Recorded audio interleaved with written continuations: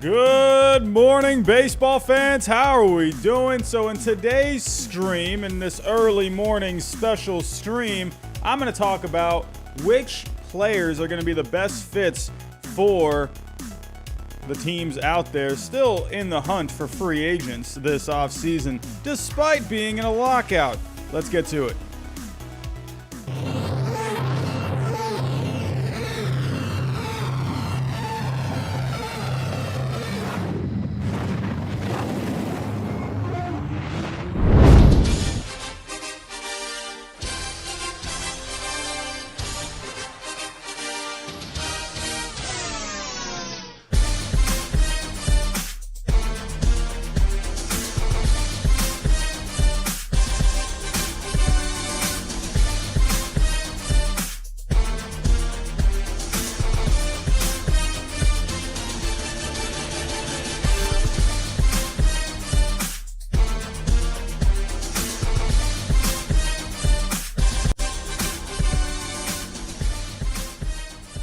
And what is going on, baseball fans? Good morning, good morning. We're at around 35 people in the chat to start things off. Hope everyone is doing well. I'm still kind of waking up over here. You're probably wondering, why am I here? I should be at school. I should be teaching right now. I decided to take today off. I needed a mental day. You know, sometimes you're just working yourself to death and you just need to take a day off. And you know, I just kind of needed that today. So here I am. And for me, the most fun thing to do is to do a stream with all of you this Friday morning. So it's good to be here. Next year, probably going to be, I don't know. I'm leaning towards, doing this channel full time. So this is something I would love to do in the mornings, in the next coming years. So I don't know. I enjoy doing it in the mornings. It's always nice. I'm kind of a morning person anyway. So hey, feels kind of nice to do it here on a Friday morning, but hope you're all doing well. So what are we doing here? In this stream, I'm going to talk about who I think the best fits are for the remaining free agents out there. I know we're in a lockout still. We're still, kind of waiting to see when is this thing going to get lifted. But as soon as that lockout gets lifted, I guarantee these free agents are just going to go crazy and just start signing, just like we had in the beginning of this offseason before the lockout. So, there's definitely a lot of good fits out there for the remaining free agents. So I'm just going to give my takes and I'm just going to give my opinions on where I think these remaining free agents should play. But everyone, before I do get started, if you can, hit that subscribe button if you are new.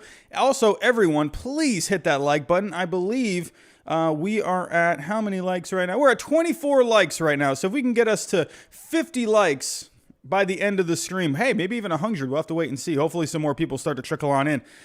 But hit that like button from everyone. Hit the bell notification so you get notified of all future streams and videos. And also hit the share button for me. That way we can get some more people in here. So, alrighty, everyone. Let's get to it here. So, basically, like I said, what I'm going to do is I'm going to go over each play. I think I have around 25 guys on this list who I think are the top 25 remaining free agents. And I'm going to basically think where I think the best fit for them would be. And I'm also going to provide a sleeper pick as well. So let's get the music going. Let's set the mood. Let's just get everything going here. Here we go. Music is on. And we are underway. So let me show you exactly how we're going to be doing this. So I decided to break out the Google Slides this morning. The Google Slides. So basically, as you can see here, I have the players. I have a best fit column and a sleeper column. So and I have here, this are the top free agents that I think are left. Down below on the next slide, we got Nick Castellanos, Kyle Schwarber, Michael Conforto, Anthony Rizzo, Seiya Suzuki. We got Tommy Pham, Yusei Kikuchi, Kyle Seager, Zach Greinke, Nelson Cruz. We got Jock Peterson, Michael Pineda, Andrelton Simmons, Jose Iglesias, Eddie Rosario. We got Danny Duffy, Jorge Solaire, Matthew Boyd, Tyler Anderson, and Garrett Richards. And one more time, the top free agents, I'll save these guys for last, so you're going to have to stick around and wait for those. Carlos Correa, Freddie Freeman, Trevor Story, Chris Bryant, Clayton Kershaw. Still some beef on this free agent market, so it's going to be exciting where all these guys end up going. So let's start off Danny Duffy. So this is a guy, he got traded to the Dodgers this past season at the trade deadline. And I'm not even pitching for the Dodgers. So it was basically the Royals just kind of just gave him up for whatever. And the Dodgers got nothing out of it. But Danny Duffy, reports are that he will be coming back rather soon. So he's going to avoid major surgery. He's not going to retire. You know, I wonder if maybe he just ends up going back to the Dodgers. I feel like, you know, the Dodgers wanted him.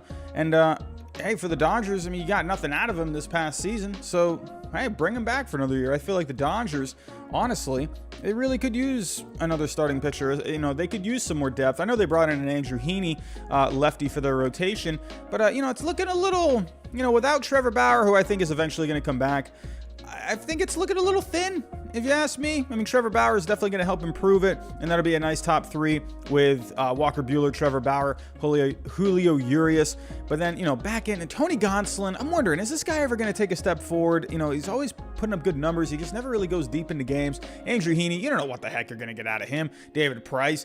I feel like David Price can actually be okay for you, but, you know, maybe like a low to mid 4 ERA kind of a guy, you know, in the back end of the rotation. I feel like David Price is being slept on just a little bit. I'm not saying he's going to be a Cy Young kind of a guy. I'm just saying I feel like he could be pretty solid for you in that rotation. But I feel like Danny Duffy, honestly, I just think right now, I mean, they do have 3 lefties in this rotation as is. So do they really need another lefty? I don't know about that. But if we go take a look here, let's take a look at the team pitching stats last year. Let's go to the splits leaderboard, and let's take a look at some guys who, or the teams where they didn't rank very well in terms of left-handed pitching. Danny Duffy's pretty good. You know, this is a guy who was having a really good year last year with the Dodgers. So taking a look here, where are the filters? Here we go. As left-handed pitchers, let's go to starting pitchers. Here we go. So taking a look, who are the teams that ranked the worst when it came to lefties? I mean, hey, you got the Chicago Cubs. They could use some pitching as well. Honestly, I wouldn't be surprised maybe see the Cubs or maybe even the Twins. I feel like, you know, there's a lot of teams out here that could be really good fits. I mean, it's, you know, Danny Duffy, you're probably going to get him pretty cheap just because he was hurt. So he's not going to cost you a lot of money. You know, honestly, I feel like the Cubs, they have said they're kind of looking for some strikeout kind of guys. So let me actually go back here. Also, on Fangraphs, they have a very nice free agent tracker. So if you are interested, they have this very nicely laid out. Very good job, Fangraphs, for laying out the free agency here. But for Danny Duffy last year, he was at around 9.5 strikeouts per 9, 3 walks per 9, you know, before he went down. He had good numbers, you know. FIP was a little higher than that ERA, but I feel like Danny Duffy, you know, for a team, I think like the Cubs, I feel like maybe the Cubs could, you know, take a chance on this guy. And actually, let me pull up here the, here we go. Let me go to positional depth chart. So as of right now, these are the projected numbers. So as of right now, the Twins, you know, I feel like maybe the Twins could be a pretty good fit. You know, they really could use some starting pitching. And maybe taking a chance on a Danny Duffy wouldn't hurt all that much. So let me actually go pull up here the Twins rotation. Here we go. So, I mean, and they definitely could use a lefty. Definitely could use a lefty. So here's what I'm going to go to. I'm going to go Danny Duffy for the Twins. I'm going to go best fit there. Let's bring this font up. I'll go best fit Twins. And, you know, sleeper, I'll go Dodgers. I'll go Dodgers just because, you know, they did trade for him, so maybe they want to bring him back. Or maybe they could even see him, you know, more of like a bullpen role kind of a guy. I could definitely see something like that. Maybe if they, you know, want to manage his innings a little bit more, if they're, I don't know, depending on how his arm is doing. So I'll go with that. I'll go Danny Duffy, best fit Twins, and sleeper pick Dodgers. Let's go to Jorge Solaire, shall we? Jorge Solaire, this guy was just out of his mind in the World Series, just hitting tater tots all over the place. Jorge Solaire here, when he went to the Braves, He really took off. He started heating up with the Royals right before he went to the Braves, but man, oh man, he was way better with the Braves, especially when he was in the World Series as well. This guy was awesome. Overall, I mean, not great numbers overall, but he had 27 home runs, a 101 WRC+. Let's take a look at some projections. So I'm really going to rely heavily on these projections kind of to determine where I think the best fits are going to be. As well as just personal feel as well. Probably going to get these all wrong, honestly. None of these are probably going to happen, to be, completely real with you. But let's take a look. Right field. I already feel like I have a team in mind, and that's the Cincinnati Reds. Yeah, so the Cincinnati Reds, right now, you have Tyler Naquin projected to be out there. With the Reds, I don't know. What are they looking to spend money-wise? I feel like Jorge Solaire could be a nice fit there. They could use another bat, especially if they're going to be losing Nick Castellanos. So that could be a pretty good fit. But will they want to spend the money? I don't know. I feel like the Rockies could be a pretty fun fit, but Charlie Blackmon's there, so that's not going to happen. Maybe the Diamondbacks feel like they could use a little more pop. I don't know. It's really going to be interesting. What do you do with Christian Walker at first base? You could move Pavin Smith to first base. And I don't know what you do with Christian Walker, though. The bat is just not that great. The Rangers have Cole Calhoun now. I feel like that's going to be their guy that's going to be starting out there. So could the Royals bring Jorge Solaire back? Maybe. I don't know. If they traded him, then, I mean, it definitely could still bring him back. Probably not the Cubs. Probably not the Padres. That's not really the bat the Padres are looking for. I don't know. Tigers, maybe. I don't know. The Brewers, they already brought in Hunter Renfroe. So they already brought in, that big right-handed bat. So, I don't know. I don't know about that. I mean, maybe like some teams that feel like they could use some right-handed power. So let me actually go here to the split leaderboards. Let me see. Last year. Also, really quick, everyone, give me a thumbs up if you feel like the music is okay, or give me a thumbs down if you feel like it's too loud. Let me know what you think of the music. Let me know. Here we go. So let's go to right-handed power. What am I looking for here? Show all. Oh, here we go. Handedness. As a right-handed hitter. So let's go to the teams that really lacked in power last year, especially from the right side.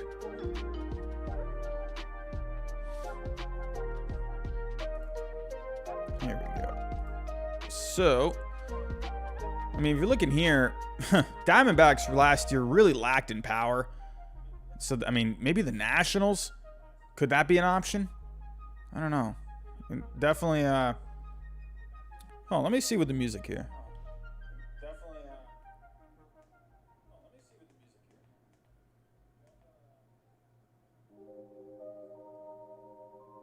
I feel like it's not too loud. Maybe I'll turn it down a smidge. I'll go 35.3. I feel like that's okay right there. All right, that should be fine now. But what are some other teams here that really lacked in power from the right side? I mean, hey, the Mariners could be an interesting option here. The Mariners could definitely be an interesting option. But I feel like they're fine with the outfield. I feel like you don't really need any more outfielders there, and they got a lot of young talent coming up as well. Honestly, I feel like the Marlins could be a really interesting fit. I don't know. They brought in Avisel Garcia, too. I mean, the Rays are always interesting. The Rays, I feel like they like those platoon kind of guys. Maybe they could see Solaire as, kind of like a good right-handed bat. I feel like they're probably pretty set when it comes to their lineup, though. I mean, I don't think. So as of right now, you got Manuel Margot. I mean, that's a righty bat, but not a lot of power. So could you maybe? But then again, I don't know. You have a lot of younger guys too in the farm system. I feel like he would actually be a pretty fun fit from the right side for the Tampa Bay Rays. So, I might actually maybe put the Rays. I don't know though. Will they want to spend that money? I feel like Solaire. What do they have projected for Solaire? Where is Solaire here? We got. They're having him at 2 years, $18 million. So about $9 million per season. Could the Rays do that? I mean, they just spent, they just put a, pretty good investment down on Wander Franco. So will they want to spend more money? I don't know. when I'm looking at this one's really interesting to me. I'll go the Cincinnati Reds. I'll go Cincinnati Reds for this one. I feel like he would fit pretty well with the Reds. Let's go to 30 font. I'll go Reds. I don't know. I feel like he is a really good fit for them. That would definitely provide some power for them. But for sleeper, I don't know. I'll go Rays. You know, because they're always looking for that. You know, who knows if Nelson Cruz isn't coming back, so maybe they could bring in Solaire, you know, on a, you know, pretty nice deal. I don't know, like we just saw the 2-year 18. I'll go Rays as a sleeper pick for Jorge Solaire. Matthew Boyd, this is an interesting one. So Matthew Boyd. So we're kind of looking at the same situation with Danny Duffy. So Matthew Boyd, he was non-tendered by the Tigers, but there is, you know, that he thinks here he does not think the door has closed. I feel like you've seen the Cubs linked to Matthew Boyd a lot, and when we're taking a look here, the Cubs, the one thing about Matthew Boyd is he used to be a pretty big strikeout guy. So let me actually go back. Let me pull up the left-handed pitching stats from last year. As left-handed pitcher, let's go to advanced. And the highest FIP last year, I mean, hey, maybe the Washington Nationals. I mean, the Nationals, they could probably use a little more starting pitching. Why not? Their starting pitching staff is a little questionable at the moment. So right now, the worst projection for starting pitching, I mean, we already talked about the Twins. I already put Danny Duffy there, so I'm not gonna go there. But I mean, could the Rangers maybe? Could the Rangers possibly? I mean, the Orioles, I feel like they already have a ton of lefties as it is. Probably not the Rays. They already brought in Kluber. Royals, meh. Maybe the Royals. I feel like the Royals could be pretty interesting. But I don't know. Probably not. They're probably focused more on that young pitching that they have. Cleveland, maybe. I don't know. I feel like they're probably fine. Diamondbacks, I mean, let's see. Where Arizona did not rank very well when it came to left-handed pitching last year. Let me actually go here to the Diamondbacks. Let me go to the Diamondbacks. What is their rotation looking like right now? So you have two lefties already with Madison Bumgarner, Tyler Gilbert. I mean, they got some younger starting pitching down in the minors. So maybe, I mean, here's the thing with starting pitching. Really, I mean, there's going to be a lot of fits for starting pitchers. If I were to go, I feel like I feel like the Cubs could be pretty interesting. You know, we could probably, I mean, they did bring in Wade Miley though. I don't know. Let me pull up Matthew Boyd here. Matthew Boyd. Where did he go? Am I blind? Where is Matthew Boyd? I don't know where Matthew Boyd is. Where did you go? There he is. So the one thing with Matthew Boyd last year before getting hurt, he really started to take it down on the strikeouts. He was pitching more to contact, which I think ended up working out for him. If you look at his strikeout numbers, they went down over one strikeout per 9. That's a pretty big drop right there. But he was walking less guys, and he was giving up less home runs. So I feel like that ended up being good for him. The Cubs, I mentioned this earlier, they're looking for strikeout guys. That's what Jed Hoyer said. They're looking for guys that can give you strikeouts. So with, you know, Matthew Boyd, you're probably not really going to get that all that much because he's kind of changed his game. 2019, he was really trying to be that strikeout guy, but he was kind of, I don't know, his numbers were not great, but they weren't bad either. But he had a 4.56 ERA, 4.32 FIP. So I feel like now that he's less of a strikeout guy, I mean, he had better numbers overall. So that's interesting. But if I were to go with a team, if I were to go with one team for Matthew Boyd, probably not the Mariners. Mariners, I think, could be interesting. Probably not, though. They just brought in Robbie Ray. The Angels definitely could use some starting pitching. They could always use some starting pitching. They brought in Noah Syndergaard, who had arm troubles, you know, obviously, in the last couple of years. So, I don't know. I'll go here. Let's go. I feel, you know, honestly, I would not rule out the Tigers. I mean, they probably just want to bring him back on a you know, maybe a cheaper deal, possibly. I think that's always possible. You know, I'll go I'll go Diamondbacks. I'll go Diamondbacks as my best fit because they definitely lacked in left-handed pitching last year. It wasn't very good. And they could use some more starting pitching. So I'll go Diamondbacks for Matthew Boyd. And I'll go Tigers as the sleeper. I'm not going to sleep on a... why is the font not working with me right now? So I'll go Tigers. I won't sleep on a return to the Tigers. Here we go. Tyler Anderson. This is another guy. Tyler Anderson, very interesting. This is a guy last year actually had some success. Got traded to... so he was a part of... He got traded to the Mariners, right? Yeah, he got traded to the Mariners from Pittsburgh. The Phillies actually were in on a deal with him last year, and that ended up falling through.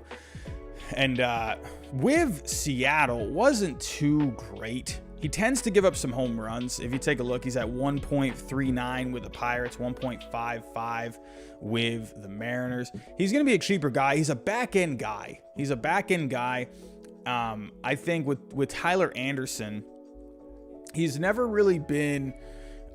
he's never been like phenomenal by any means. He's never been like actually, he was a first round pick back in 2011. Funny enough. So, and the team he went to was he was drafted by was the Colorado Rockies. So, overall in his career, he hasn't really done all that much. He actually did really well with the Rockies. He did well with them, except for 2019. He just completely fell off a cliff. But 2018 was actually pretty good. So what are some teams that could use some depth? To me, he's a depth guy. He's not really like a guy that you can, count on to stick in the middle of your rotation and, give you a boost. He's going to be a guy that can give you some starts. When I'm looking at teams that could use some starting pitching depth, I'm thinking of the Mets. Yeah, right now they are projected number 1 overall. But of course you're going to be projected number 1 overall when you have Max Scherzer and Jacob deGrom. But those guys have, Max Scherzer had the dead arm thing last year. Jacob deGrom, who knows what's going to happen with him? Carlos Carrasco just had something done with his elbow. So who knows what you're going to get health-wise with these guys. I feel like someone like a Tyler Anderson could be a nice depth piece for them. But even a team like the Padres. They did just bring in Nick Martinez. That is something. So I think one of these two teams, I think the Mets and the Padres are good fits.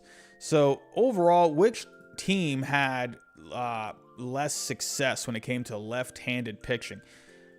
The Padres last year with left-handed pitching were just really not that great when it came to lefties.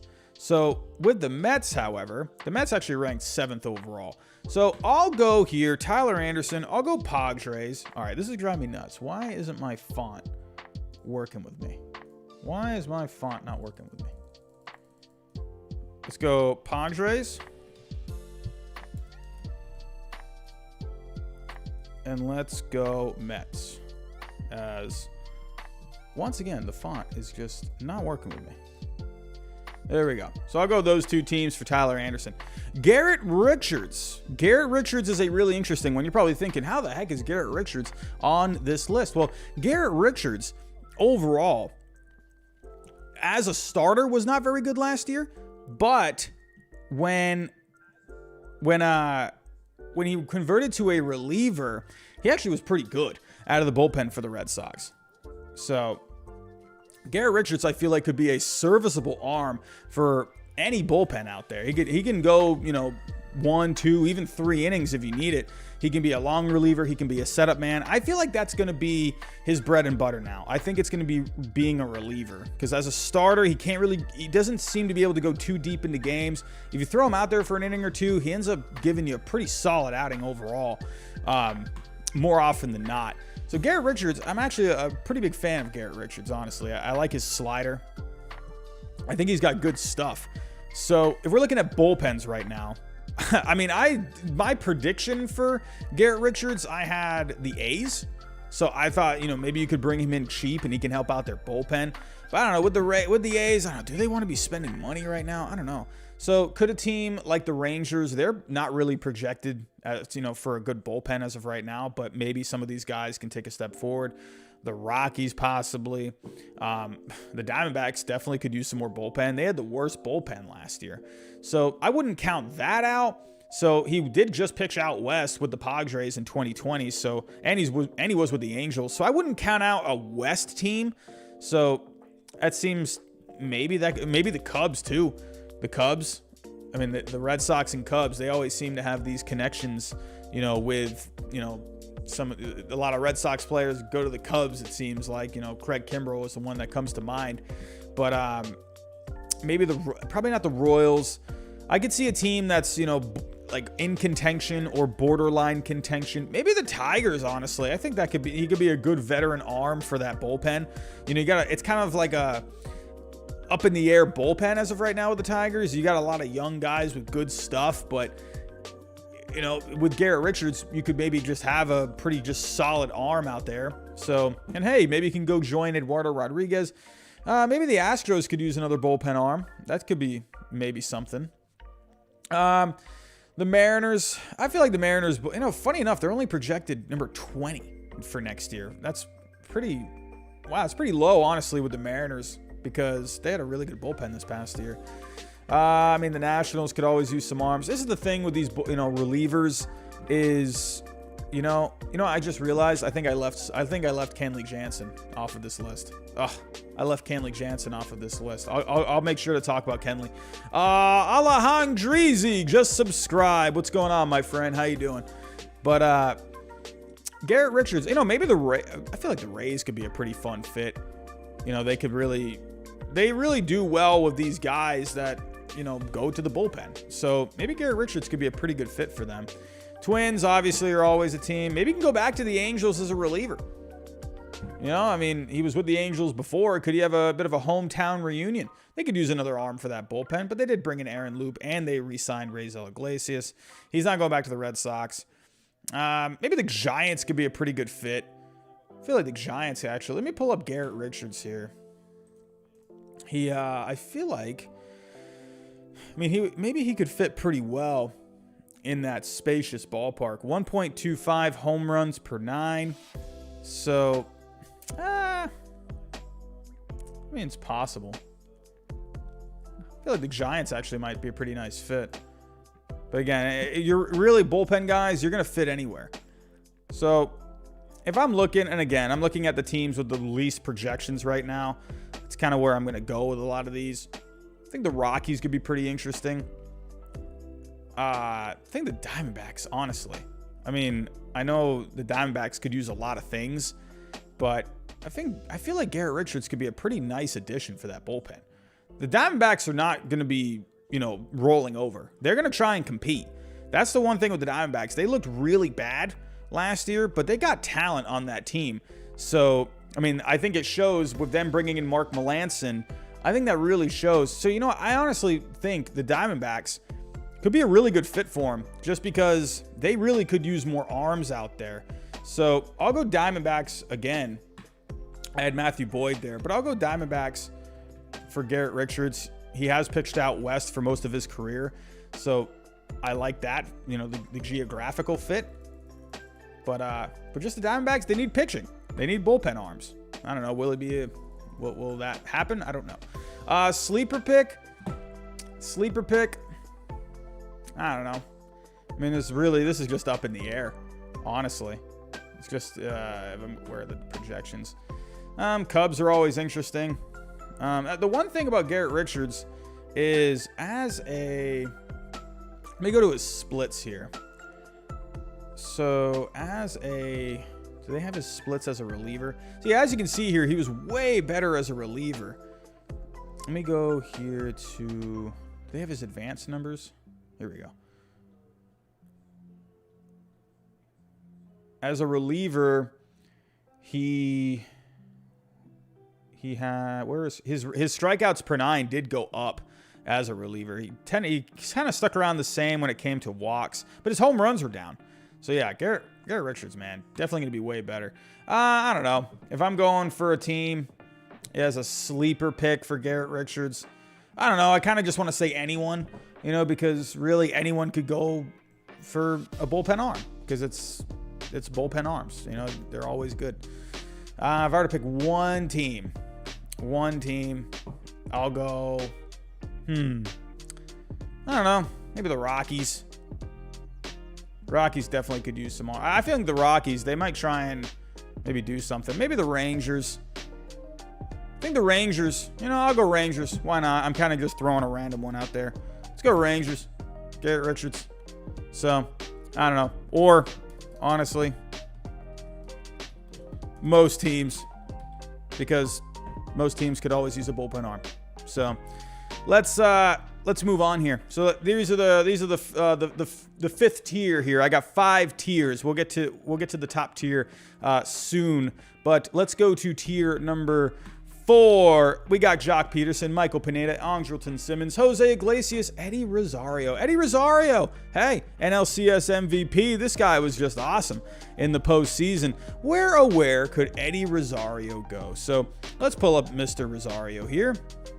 As of right now, Fangraphs, they are projecting him to get a 2-year, $20 million deal. That sounds about right for a Mr. Eddie Rosario. I like that. So let's pull up his numbers here. What did he do last year? What did he do? Overall, in the season, he was pretty good. So he got traded. That's one thing to keep in mind. He was traded from the Indians last year to the Braves. And he kind of was pretty much the same with both. He actually had 7 home runs in 33 games with the Braves, but he had the same amount of home runs that he did with Cleveland. So, but yeah, he definitely was better with the Braves. I still do like that fit. I mean, he was very good for them. I just think, why not bring him back? He was a great player for you, and he was just very good. The question is, with the Atlanta Braves, let's take a look at the Braves right now. So as of right now, I mean, the problem is here. What's going to happen with Marcell Ozuna? What's going to happen with him? You don't know. At this point, I mean, you got to play him because you got him signed to a deal. So I don't know if there's anything you can do to void the contract. I feel like you don't end up seeing that a lot. I feel like you don't end up seeing, when these guys sign deals and then something happens. There are times where, a team will get out of the contract. I feel like it doesn't happen very much. So that's something to keep an eye out for with him. But I feel like it's probably not going to happen. So I don't know. Eddie Rosario, I mean, could he come back as like a nice piece, to like an insurance thing if whatever happens with Ozuna, you don't know. But with Eddie Rosario, but that's another thing too. You are gonna have probably the designated hitter. Probably gonna have a designated hitter. So that is one thing to keep in mind. So where am I at right now? Here we go. No, that's not the right one. Here we go. So, and also don't forget, they got some younger prospects coming up too. So that is one thing to keep in mind. Could you bring him back on like a short-term deal? Where are your outfield prospects? Outfielders. Hold on. MLB, no. Braves. It's not prospects. You still got Christian Pache. So that is something to keep in mind. You still got Drew Waters. So do they want to start looking towards these guys?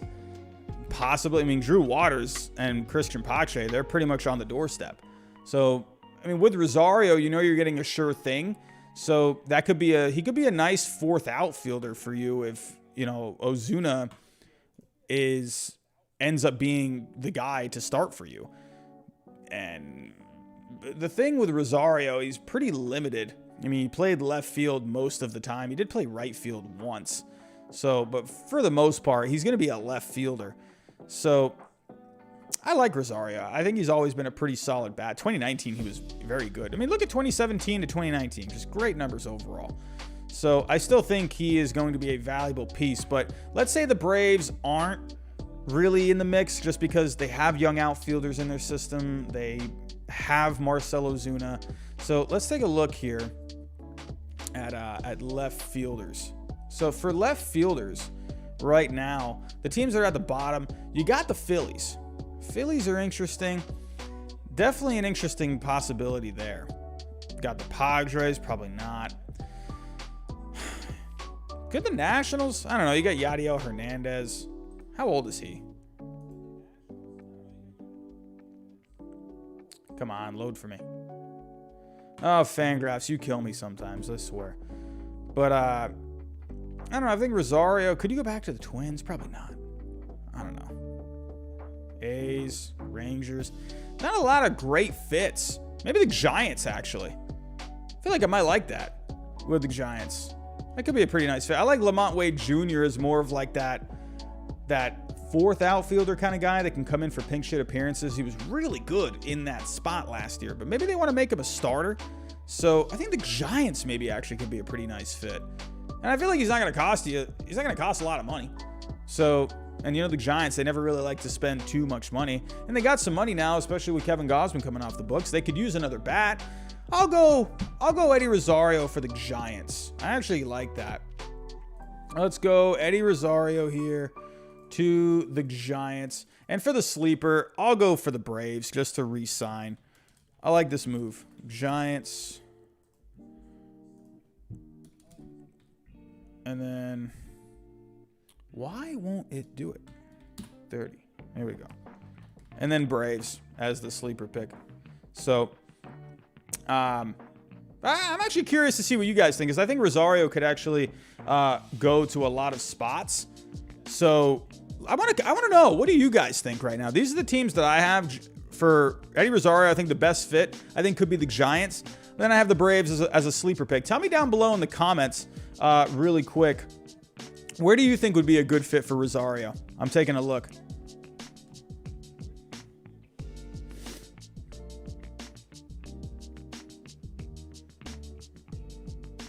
Yeah, that is true. Alejandro easy. They definitely could use some righties.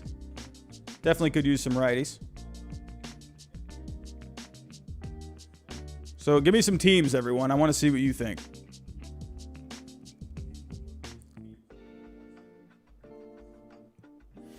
Any teams? What do you think?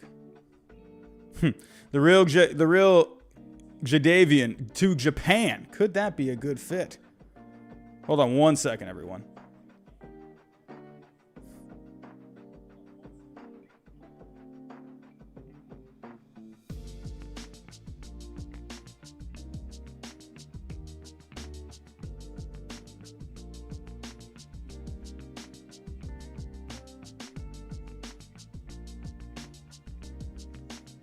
One second, everyone.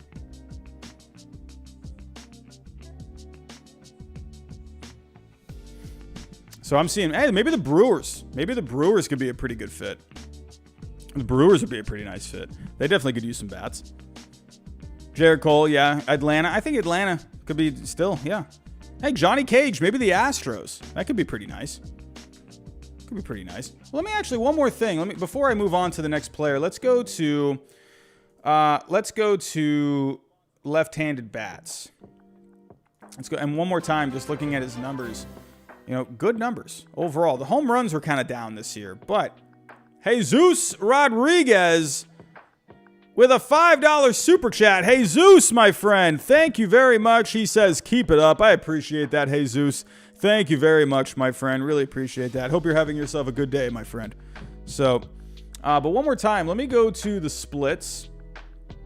For left-handed hitters. What are some teams last year that really didn't fare very well when it came to left-handed hitting? I mean, Toronto.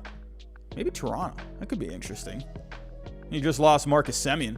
So maybe they could bring in Rosario as a guy. I think that could actually be pretty interesting. Maybe the Cardinals. Probably not. They're pretty set in their outfield. Could you maybe see the Rockies? I think the Rockies could be pretty interesting. The Rockies, they got Raimel Tapia. I mean, as Jolly Olive likes to say, he's the best bad player in baseball. So maybe the Rockies, that could be pretty interesting. I mean, Rosario would definitely bring some more pop, but I feel like they're probably going to stick with Tapia. So I still think maybe the Phillies could be interesting. The Phillies could use some left-handed bats. That is one thing they could use. I think the Phillies actually could make some sense. They were going hard after Kyle Schwarber. So we'll have to wait and see if the Phillies end up landing Schwarber. But I'll go, you know what I'll go, here's what I'm going to do. I'll go Rosario. Instead of the Braves, I'll go Phillies. I'll go Phillies for Rosario. I think that could actually be a pretty good fit because they definitely could use some lefty bats. So I like that. I'll go Phillies as the sleeper pick just because I think they're going after Schwarber. So if they don't get Schwarber, well, then Rosario could be a nice fallback piece. So let's move on. Jose Iglesias. He was pretty good for my Red Sox. He didn't participate in the postseason because he didn't have enough time with the Red Sox, but he definitely played well. Didn't really fare very well when it came to playing with the Angels. But overall, not a bad season by any means. His defense actually wasn't very good. Going back, actually, to the last couple of seasons, his defense has kind of lagged. And he's talked about it, actually. And he has said, Jose Iglesias, he has said that he feels like his motivation hasn't been quite there. But when he was with the Red Sox, his defense actually got a little better. It wasn't like off the charts, off the chart number by any means, but it did improve. So, and he was playing at second base as well. So, but with Jose Iglesias, he definitely played better with the Red Sox. I think he really helped himself out there. I mean, he hit 356 over 23 games with a 406 on base, 508 slugging. This guy was nuts with the Red Sox. So they're projecting him next year to hit 272, 310 on base. I think he's going to have, giving him good defensive numbers, he could be a starter somewhere. He could definitely be a starter. So let's go to shortstops. Getting into the shortstop market here. We're not at the top shortstops, but but Jose Iglesias could be a decent one for some teams. So probably not the Nationals. Probably not. I mean, if you do bring him in, we got Alcides Escobar. He's actually 34. I don't know. I feel like they're probably going to be fine with him. He's already giving you good defense as it is. So probably not the Nationals. I mean, honestly, it's too bad he didn't work out with the Angels. It's too bad because the Angels, they were one of the worst teams last year when it came to shortstops. Probably not going back to the Reds. Don't see that. Probably not the A's. They already have Andrews there. Not the Orioles. Honestly, I feel like he'd actually be a pretty good fit with the Yankees. He would definitely provide a glove for them, at least in the short term. I do like him with the Yankees. Honestly, and if the Astros don't end up getting Carlos Correa back, and if they don't get Trevor Story as a replacement, Jose Iglesias could be a pretty nice stopgap guy while, they wait for Jeremy Pena to emerge. I think the Astros, it really depends on what happens with Correa and Story. I think Correa definitely has a chance of going back to the Astros. I think Trevor Story, if Correa ends up getting an offer he can't refuse from another team, then I think Story is a nice fallback option for the Astros. But if Story is off the board at that point, well, then for the Astros, you do have Jeremy Pena, who's hit pretty well in the minor leagues, and he has a good glove. I think Jose Iglesias would be a nice piece for them. And it's the same thing with the Yankees. I see you, Jared Cole, in the chat. He would be a good piece for the Yankees, to be honest.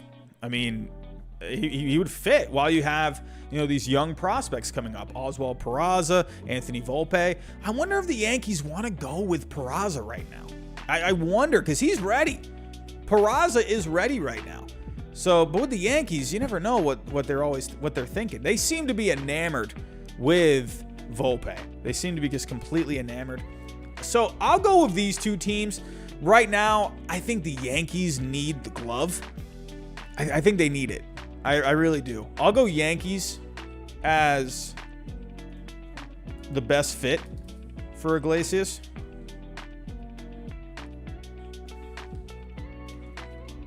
And then I'll go the Astros as a sleeper.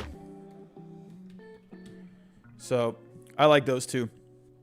I mean, there's always a chance as well he could go to one of these, small market kind of teams. You could one option. I mean, could you go? So they have O'Neal Cruz for the Pirates, but a lot of scouts think he's more of an outfielder. an outfield kind of a guy just because of his size. He's basically Aaron Judge. Like, when you look at him, he's huge. He's massive, and he's got a big arm.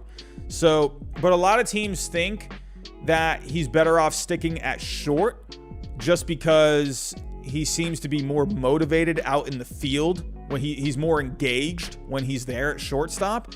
So that's one thing. Teams are almost a little worried to move him to the outfield because they feel like he'll lose focus out there.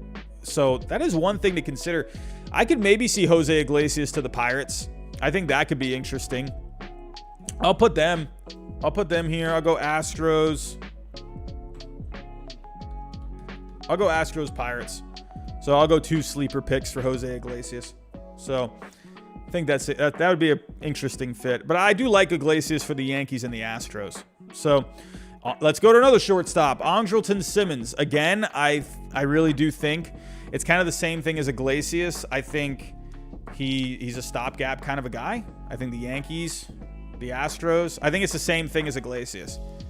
So yeah, and maybe the Pirates. I think it's literally the same exact thing.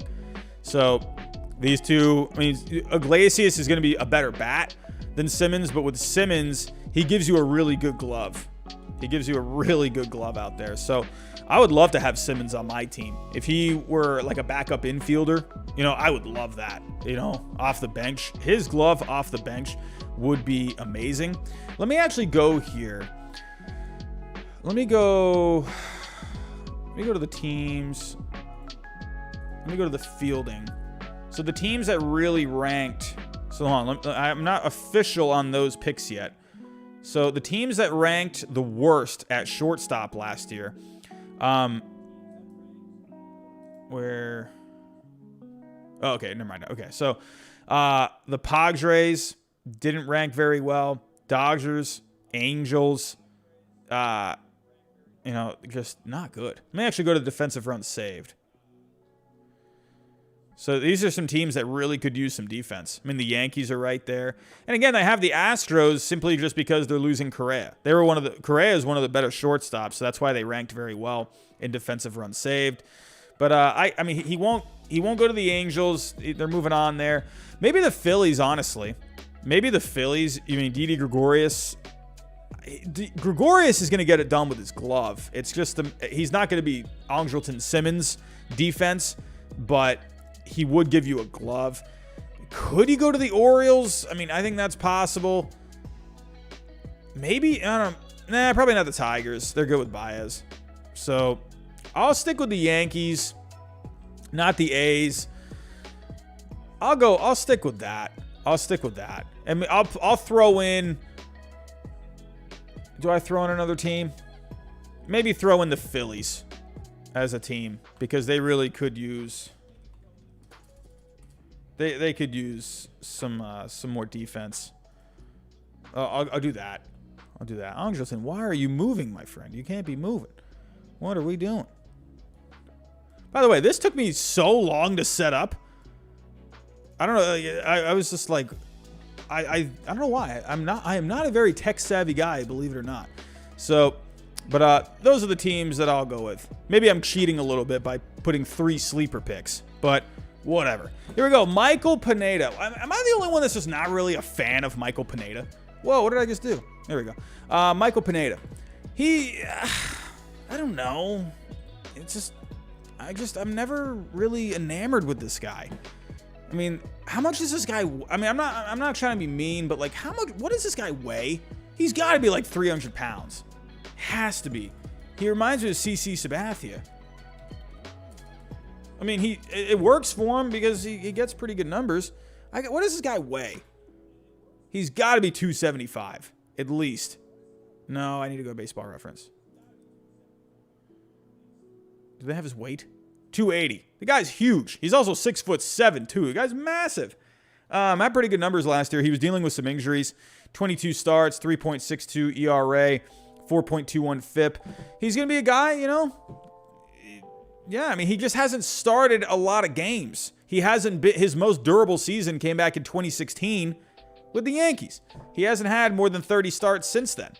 So that's one thing with him. You don't know. Could the Twins bring him back? The Twins could use starting pitching. Do they want to bring him back? Maybe. Possibly. So let me go back to the starting pitching here.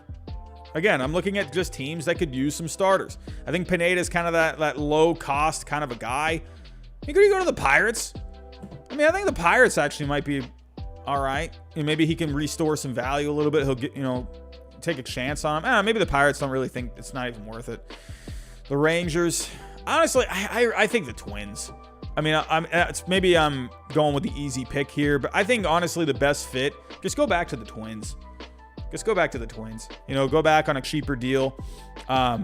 They need depth in that rotation. I just feel like going back with the Twins, probably the best fit. Sleeper. Let's figure out a sleeper pick. Here we go.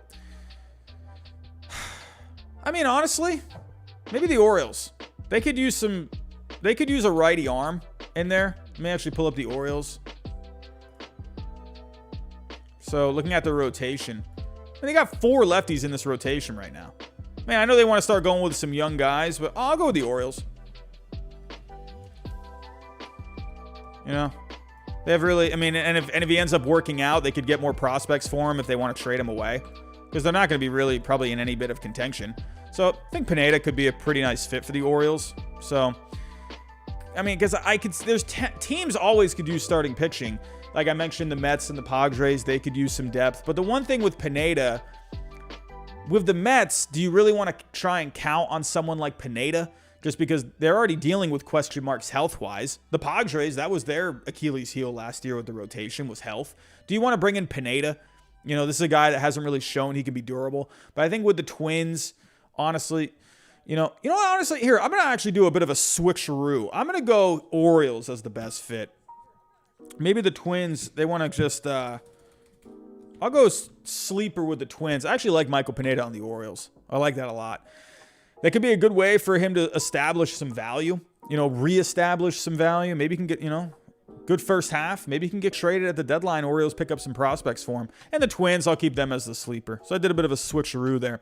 Here we go. We are nearing the end of tier number 4.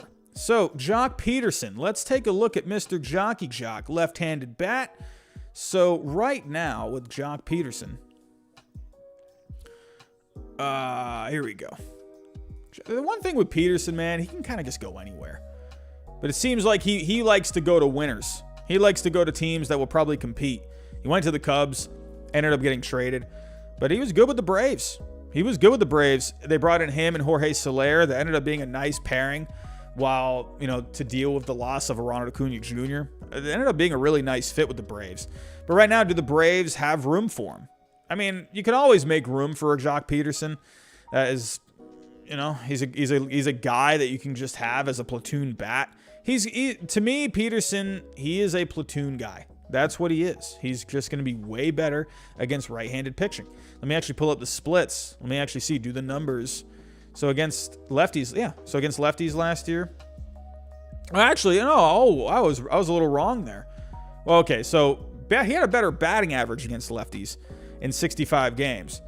So, but against righties, he had a lower batting average, but he hit more home runs. So that's one thing to keep in mind. He's going to be just better against right-handed pitching. So let me actually, what was his WRC plus? Funny enough, his WRC plus was actually better against lefties.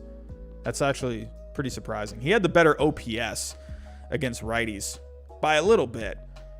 Yeah, funny enough, he didn't have as much of a sample size against lefties. I don't know. So maybe actually Peterson can, maybe I'm a little wrong there. He did pretty well against lefties last year. So I take that back a little bit. And the one thing with Peterson is he can play all 3 outfield spots. That's the one thing with him. He's very valuable. He's not just like a left field guy, corner guy. He can play all 3 outfield spots and pretty well too. So, Peterson, yeah, and he can hold his own against lefties as well.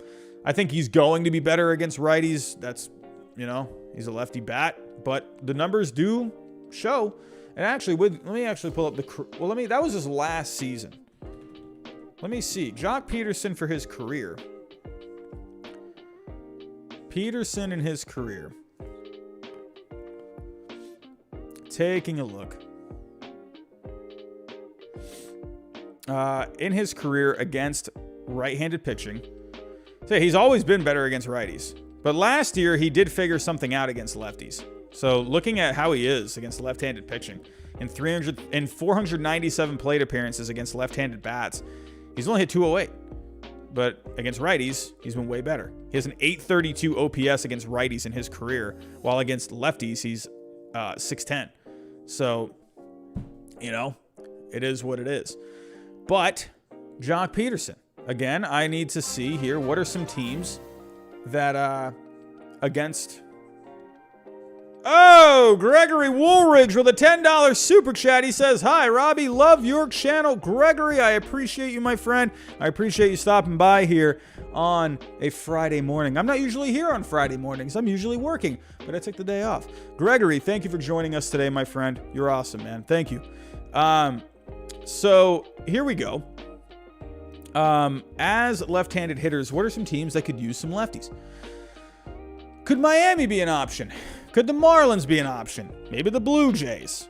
Blue Jays could be an option. I mean, you know, if they want to try and replace Semien, you know, maybe the Toronto Blue Jays could be a pretty good fit. Let me actually go here. Let me pull up the Blue Jays. Kind of like the idea of Peterson on the Blue Jays. Oh, they could definitely use a lefty bat. Daniel Alonji just subscribed. What's going on, my friend? How are we doing? I mean, they could use a lefty bat. They got no lefties. They really could use a guy. I mean, where are you going to really play him? I mean, you got Randall Grichuk out in right. Maybe that could be a nice little platoon fit. You know? I kind of like it. I think Jock Peterson, Randall Grichuk in a platoon, I think that's actually all right. I'm going to do that. I'm going to go Jock Peterson with the Blue Jays. Okay, not Blue Jays 7S, Blue Jays. There we go. I'm going Blue Jays for Jock Peterson as the best fit. Now a sleeper. Taking a look here at the... One more time, where are the splits? So, again, maybe the Rockies. Could the Rockies maybe? A power bat like that? Ooh, I like that. Will he want to go to the Rockies, though? I don't know. Milwaukee could be an interesting fit. You know, Milwaukee, I like it. I actually might kind of like that. They got Hunter Renfroe. That's a big righty bat. And then, and then you got Jock Peterson too. Ooh, I kind of like that. Oh, we got another super chat coming in. Lions, what's going on? Conforto to the Mariners. He said he was surprised when the Mariners didn't pick him in 2014. And he's from Seattle, Washington. Grew up a Mariners fan. That'd be pretty cool. But I wonder, do they need the outfielders? We'll take a look at that. Lions, thank you so much. My friend. I appreciate you. But, what team was I just talking about? Oh, man, my potato brain just kicked in. I was talking about the Brewers. That's right. So let's go to the Brewers. They could use some offense.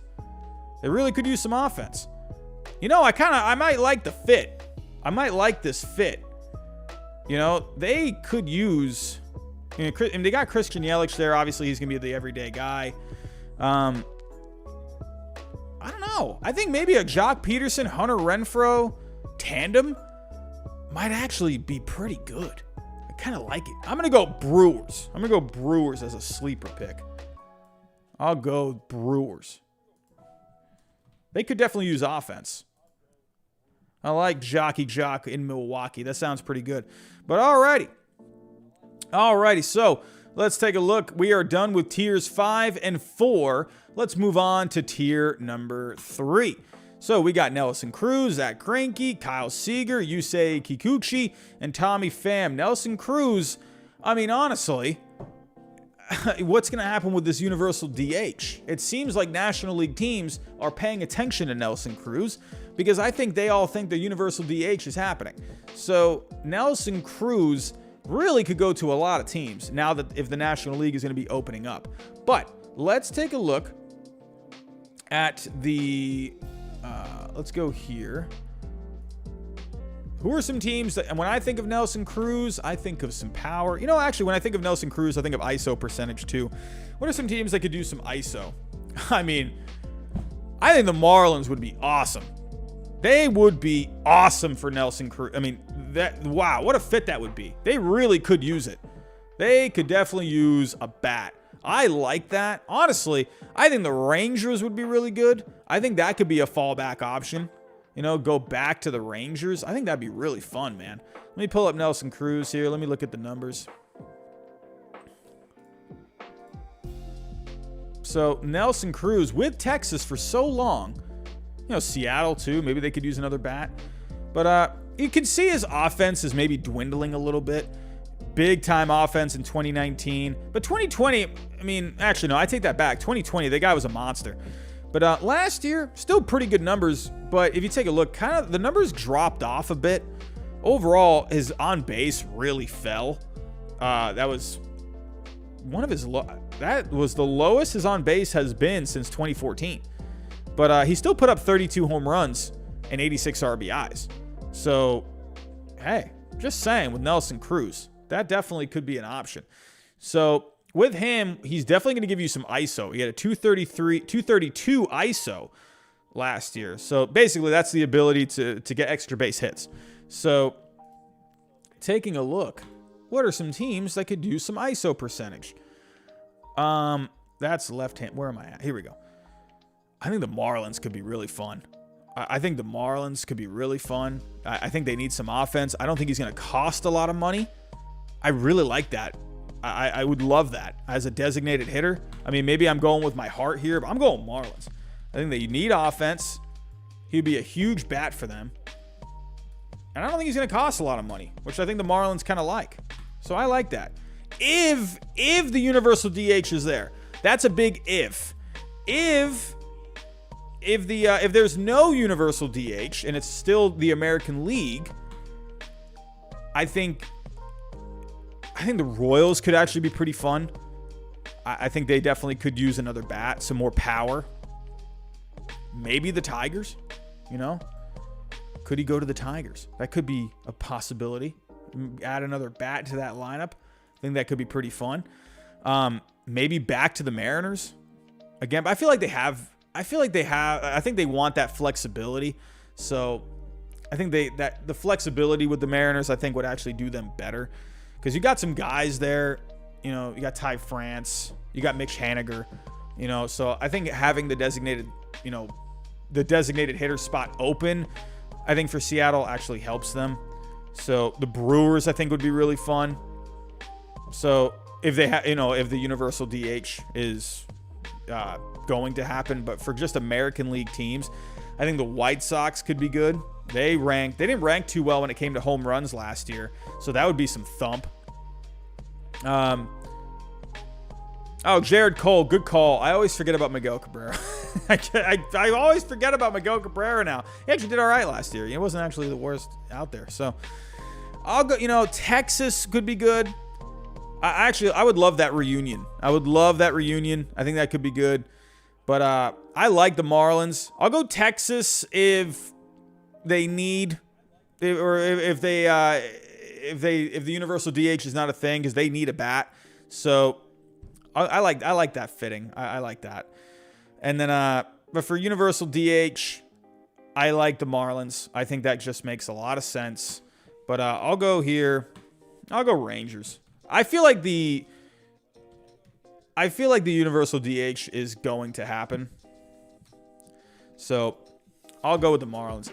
Zach Greinke. What the heck is even Zach Greinke doing? I don't even know. Is he going to retire, or what the heck is he going to do? So, but supposedly, I mean, is there any news on Zach Greinke? Is there anything on him lately? Pinstripe Alley wrote about him, saying they should steer clear. Is there any news on him at all? I don't know. So it doesn't seem like he's going to retire or anything. So I don't know. What are some teams that, I mean, he's going to be a good option in the back end of the rotation for you. He's just pitching in the World Series. So, I mean, I'm not hating on Zach Greinke here. I think he'd be really helpful for a lot of teams. What are some teams? I mean, we talked about the Twins. They really need pitching. But I think he's going to want to go to a team that's probably more guaranteed to win. So I don't think he's going to go to Twins. The Rangers, I think, could be interesting. I know the Rangers have definitely improved, but are they going to be a team that's really... They made, obviously, amazing steps. They did. They made some amazing steps with Semien and Seager.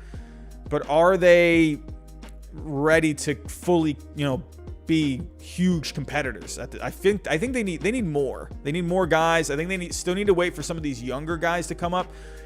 But I think Greinke, that could be interesting. Maybe sign like a 3-year deal. That's the one team where I think, but the Rangers are better than, they're obviously better now. So that's one team I think maybe he could go to. I like the Rangers as a sleeper pick. I know I just went with the Rangers as a sleeper last time, but you got to count the Rangers in for a lot of these guys because the Rangers are out there spending. So one more time, go back to the starting pitching. Not the Orioles, not the Pirates, probably not the Rays, not the Royals. I don't know. Tigers could be interesting. Tigers possibly. Probably not the Diamondbacks. Probably not the Cubs. Probably not the Rockies. Probably not the Mariners. Angels could be interesting. I think the Angels actually might be a pretty fun fit. They could use some... One thing with Greinke, he's going to give you innings. I think he actually is a really good fit for the Angels. He was with the Dodgers years back, so maybe he's okay with going back to sunny California. That's a possibility. Cardinals, I think. He'd be on a competitive team, but I think with the Cardinals, I don't know. I kind of like but it's after Wainwright, Flaherty, Matz, Michaelis, and Hudson. What are you going to get out of Liberatore? Is he going to take a step forward this year? Jake Woodford is there as well. But as Jake Woodford going to be more of a bullpen guy. I think the Cardinals are interesting. The Nationals are interesting, but are they really in a spot right now to fully compete? Maybe not. Probably not the Red Sox. Probably not. And the White Sox, honestly, I think they could use some more starting pitching depth. It's interesting. Blue Jays could be interesting. You got Ross Stripling right now penciled in as the 5th guy. I almost kind of like Greinke on the Blue Jays. He'd give you some innings. Kind of like that. Probably not the Yankees. The Yankees probably not, just because I actually think you got to remember with Zach Greinke, he had a no trade list when he had his last contract. So there was actually, what were the teams on that list? There were 15 teams on this list. So you had the Orioles, Red Sox, Reds, Rockies, Tigers. Okay, so you can mark those guys off. Yankees, A's, Padres, Giants, Cardinals, Blue Jays, Angels. Oh, wow. So all these teams that I was mentioning, they were on his they were on his no trade list. So the one team that I'm not seeing, oh my God. The one team I'm not seeing on here are the Rangers. I'm just saying. So, let me go back here. So the Rangers are a team that could use some starting pitching, and they were not on his no-trade list. What are some other teams? Could the Rays... I think the Rays could actually be pretty fun. He brought in Corey Kluber. With Greinke, he's getting older. The guy's an analytical guy. I think it'd be really fun for the Rays, man. I think that'd be really fun. Man, that'd be a fun fit. But the question is the money. How much is Greinke? What does Fangraphs have him projected as? Greinke, a 1-year, $11.5 million deal. Were they on his list? I don't know. I kind of like the Rays. I think that actually would be a really fun fit. Let me go back. Guardians, probably not the Guardians. Diamondbacks, probably not going back. Cubs, were they on his list? They were not on the list. The Cubs could use some starting pitching. That is definitely something to keep an eye out for. But are they really in a spot to compete? What I'm thinking here with Greinke, I think he wants to go to a team that is going to be that's going to be competing. So I do have the Rangers penciled in as a sleeper, but the Rangers, they're pretty good. So they just added 2 huge bats. But the Cubs are interesting. You know, here's what I'm gonna do. I'm gonna go Rangers as the best fit. They were not on his no trade list, and they could use starting pitching. You know what? I'm gonna go Cubs. I'll go Cubs as a sleeper. Because they really could use some innings. And Greinke would be a good veteran guy. So, and he wasn't on their list. So, there is maybe the Braves. The Braves could be a possibility. The Mets are not on this list. They're not on the list. So, the Mets, I don't know. If he has the Yankees, why do I keep clicking on this? If he has the Yankees there, like, would he want to go to the Mets? I don't know. He would go with Scherzer, so that'd be pretty fun. And DeGrom. That'd be a pretty nice top 3 in that rotation. You know? DeGrom, Scherzer, and Greinke. That could be pretty fun. You know, I'll go Mets, Cubs. Gregory Woolridge has become a member. Gregory, thank you so much, my friend. Thank you. Really appreciate that, Gregory. Thank you. Yeah, I'll go Mets, Cubs as sleepers. I kind of like the fit with the Rangers. He would stay in Texas. He's been in Texas now for the last couple of years, so I kind of like that. I like the pairing. And they really could use a veteran guy in that rotation. So he'd probably be your opening day guy if they got Greinke as their main pitcher. So it could be interesting. So Kyle Seager, let's move on to Kyle Seager. Move on to third base. I think this is the first third baseman that we're talking about on this stream this morning. We're at 125 people right now. Thank you so much for coming out this morning on this wonderful Friday morning. So third base, here we go. Right now, Patrick Wisdom and the Cubs are projected to be dead last at third base. So, I don't know. Kyle Seager on the Orioles could be interesting. You know, maybe get a 1-year deal. And if he's doing well, they could trade him off for prospects. Diamondbacks really could use some more offense. You got Josh Rojas there. But Josh Rojas is a guy you can move around.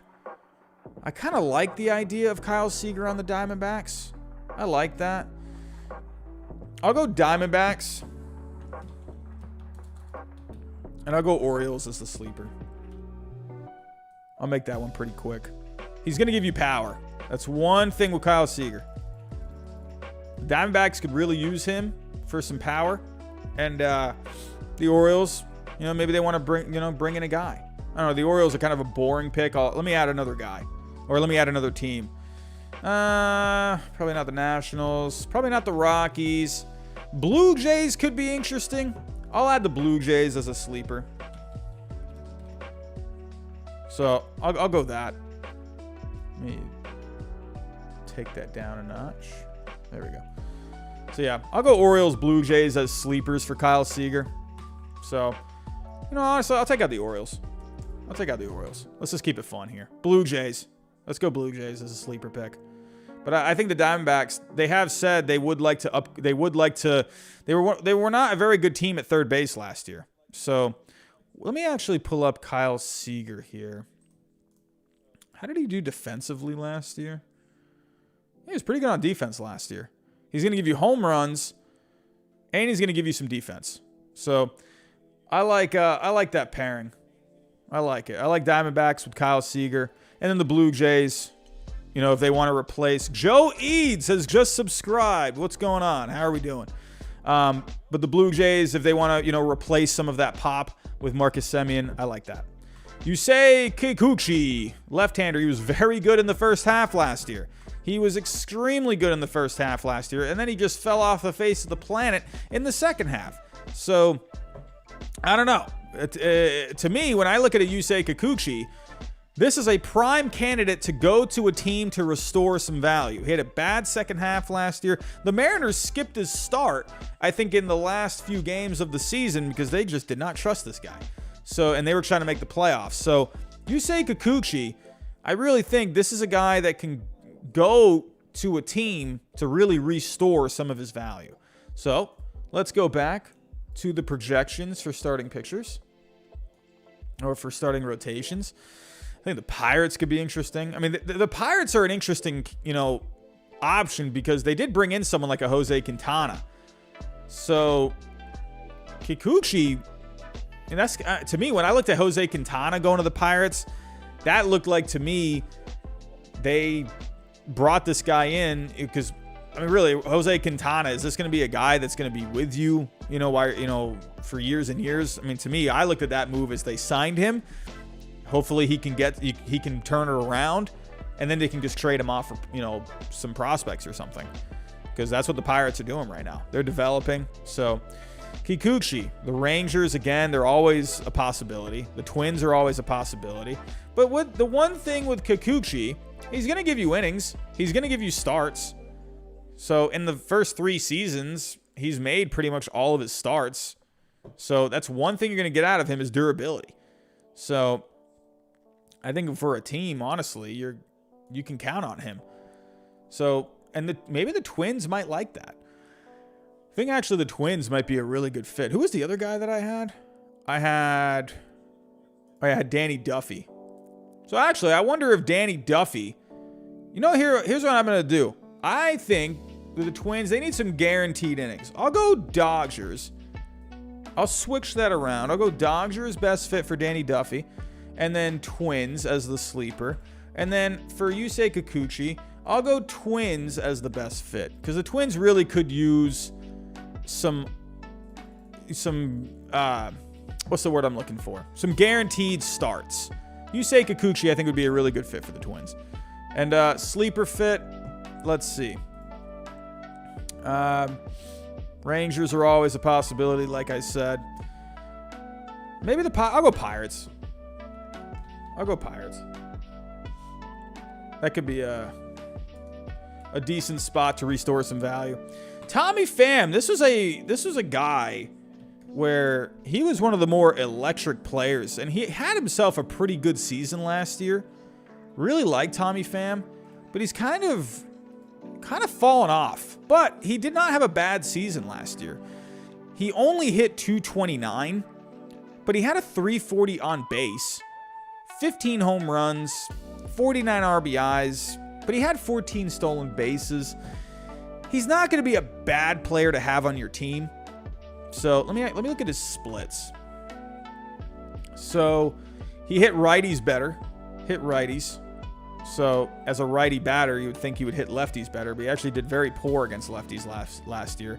But he hit righties well. So, or he hit them better at least. So hit .239 against righties while he hit .202. So to me, I really just think it comes down to, what are some teams that could use some outfield help? Well, Tommy Pham, he played mostly left field. He can play some center. The thing with his defense is not that great. So let me go back to his defense here. Let me go to the advanced fielding. In left field, outfield overall last year, he had -5 defensive runs saved. Left field, he had -4. I don't know. At this point, I feel like he's just maybe kind of like a fourth outfield kind of a guy. What do they have him projected as for a contract? 2 years at 20. I wonder if he even gets that. I don't know if he even gets that. 2 years, 20. I wonder if he actually gets like a 1-year deal somewhere. Kind of like a prove it deal. If you go 2 years, I could see maybe like 7.5, 2 years at 15. So I don't know about 2 years, 20. He doesn't seem like a $10 million guy. Let me go to his value. What was his value last year? Well, he was $12 million last year. So I guess maybe I could see that. I didn't realize his value was already that high. So, yeah, I think that could be all right. What teams could be a good fit? Let's go to left field. I mean, the Phillies, again, they're a team that could use some left fielders, I don't think he's going to be a top of the order guy, but at least he gives you some on base. So, probably not going back to the Padres. Could he go to the Nationals? Maybe the Nationals. Kind of a low-risk move. He would give you an option there. As of right now, you got Lane Thomas, Juan Soto, and out and left, you got Yadiel Hernandez. And, 289 plate appearances last year, 273 average. He's all right. He's nothing great. But maybe Tommy Pham could, bring a little energy to this team. So we're going to have to wait and see where he does end up going. I maybe kind of like this fit with the Nationals. I think that could be all right. And Yadiel Hernandez right now, so he is day-to-day as of right now, but that could be a guy. Rockies, maybe? What were some teams? The one thing with Tommy Pham last year is he had a good on-base percentage despite the low batting average. So what are some teams that had trouble getting on base? Texas, maybe Miami, maybe Seattle, Guardians.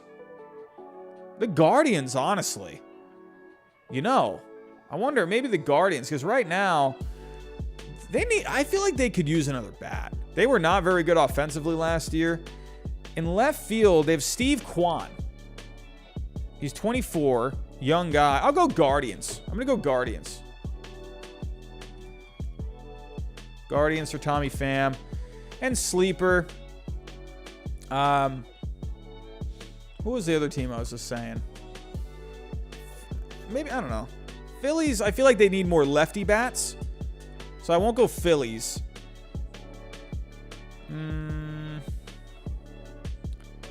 What was another team that ranked not very well in on-base percentage? Baltimore? Could you go to Baltimore on like a one-year deal? Again, like kind of one of these like prove it kind of deals. Show what you got. And then maybe the Orioles can cash in for some prospects if he ends up hitting pretty well. The Royals? Nah, probably not the Royals. Diamondbacks, maybe? How about some teams that could use some speed as well? Maybe Cincinnati? Nah. Arizona, they ranked not very well in both on base and speed. So maybe that could be a pretty good fit. Maybe that could be an all right fit. I'll go Diamondbacks. I like the fit with the Guardians. I feel like they could use a guy. Oh, I cannot spell. There we go. Diamondbacks. There we go. We're done with tiers 5 through 3. So tier 5. There we go. Tier 4. There you go. I would say the highlights of this. I would love Jock Peterson on the Blue Jays. I think that would be a really fun fit. Eddie Rosario on the Giants, I think could be a nice fit. And then tier 3, I'd say the standouts here. If Zach Greinke went to the Rangers, I think that'd be awesome. I actually like the fit of a Kyle Seager with the Diamondbacks or Blue Jays. Tommy Pham, Guardians, I think they could use a veteran bat. I think that could be pretty good. Jared Cole. Oh, Jared Cole, you got to go PB and J, my friend. You got to go PB and J. That's a classic. Here we go. We're going into tier 2, everyone. This is where we're going to start getting spicy. Let's get spicy here. Here we go. So, we got Seiya Suzuki, Anthony Rizzo, Michael Conforto, Kyle Schwarber, and Nick Castellanos. So, I think Seiya Suzuki is the biggest wild card of this free agency. Biggest wild card. So, with Seiya Suzuki, you are going to be getting, for the most, from what it seems, from what we've watched in Japan, a good all-around player. A good bat from the right side. Good power. To me, Seiya Suzuki, let me pull him up here. Where do they have him here?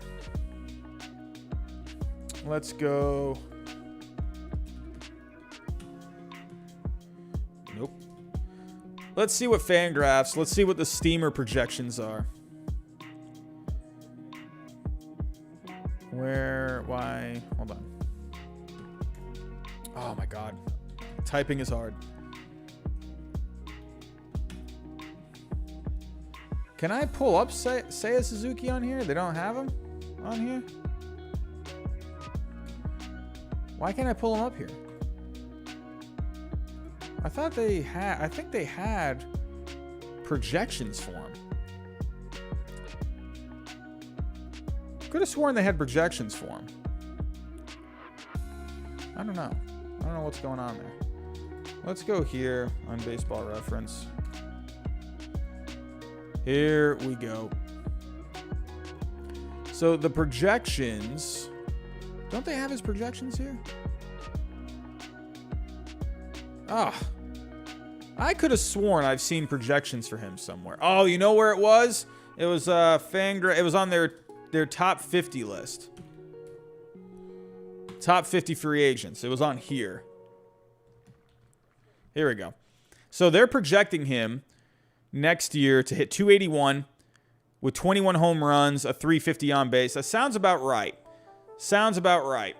So you got to remember, some of these guys, they might not translate, but they feel like because he's got really good bat speed, he's got good hands, like he just has a good build too, just good mechanics.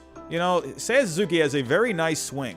So I think this is, to me, one of the wild cards. So right now, the median crowdsource is thinking 4 years, 44 million. Or the average crowdsource, they're thinking around, 4 years, around 11.5 million. So maybe 4 years at 45 could be a pretty good deal. So with Seiya Suzuki, hey, he's going to be an outfielder, right fielder. Good. He has a good arm out there too. So that is one thing to keep in mind. Now, the teams that have been linked to him the most, the Red Sox, the Yankees, the Blue Jays. So those three teams, they definitely could use another bat. I think the Yankees are really interesting. Here's why I think the Yankees are really interesting. So I'm sorry, I've complained about this before. I'm not trying to be a Yankee hater here.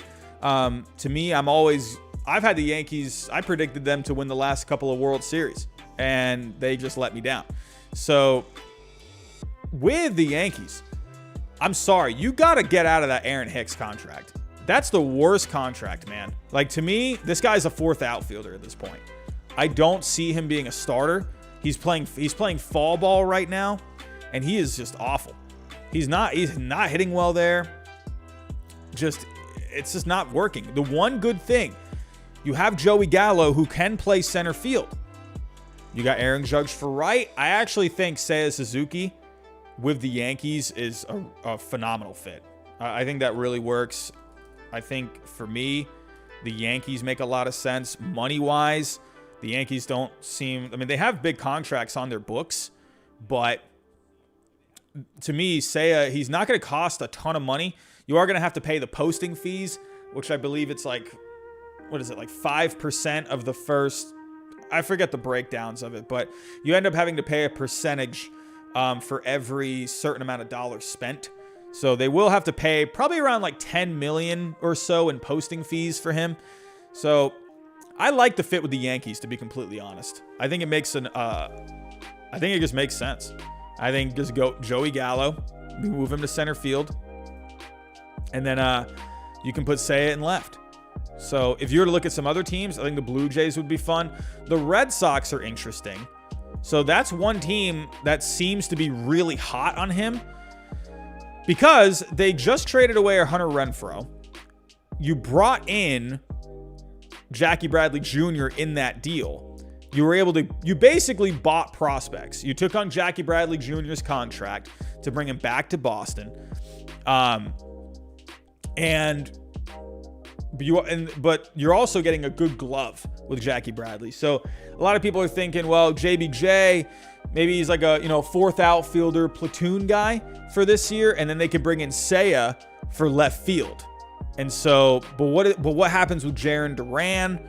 So in that scenario, You could Kike Hernandez, you could put back in center field, and then you could, or you can just keep him at second, and then Seiya would be in left, Verdugo would be in right, or you could put Seiya in right, and then you got Verdugo out in left. I mean, you can move guys around, and then, but the Red Sox at that point, they would still need a second baseman. Would they go with a Christian Arroyo? Unless you wanted to keep Kike at second. So that's one thing to keep in mind.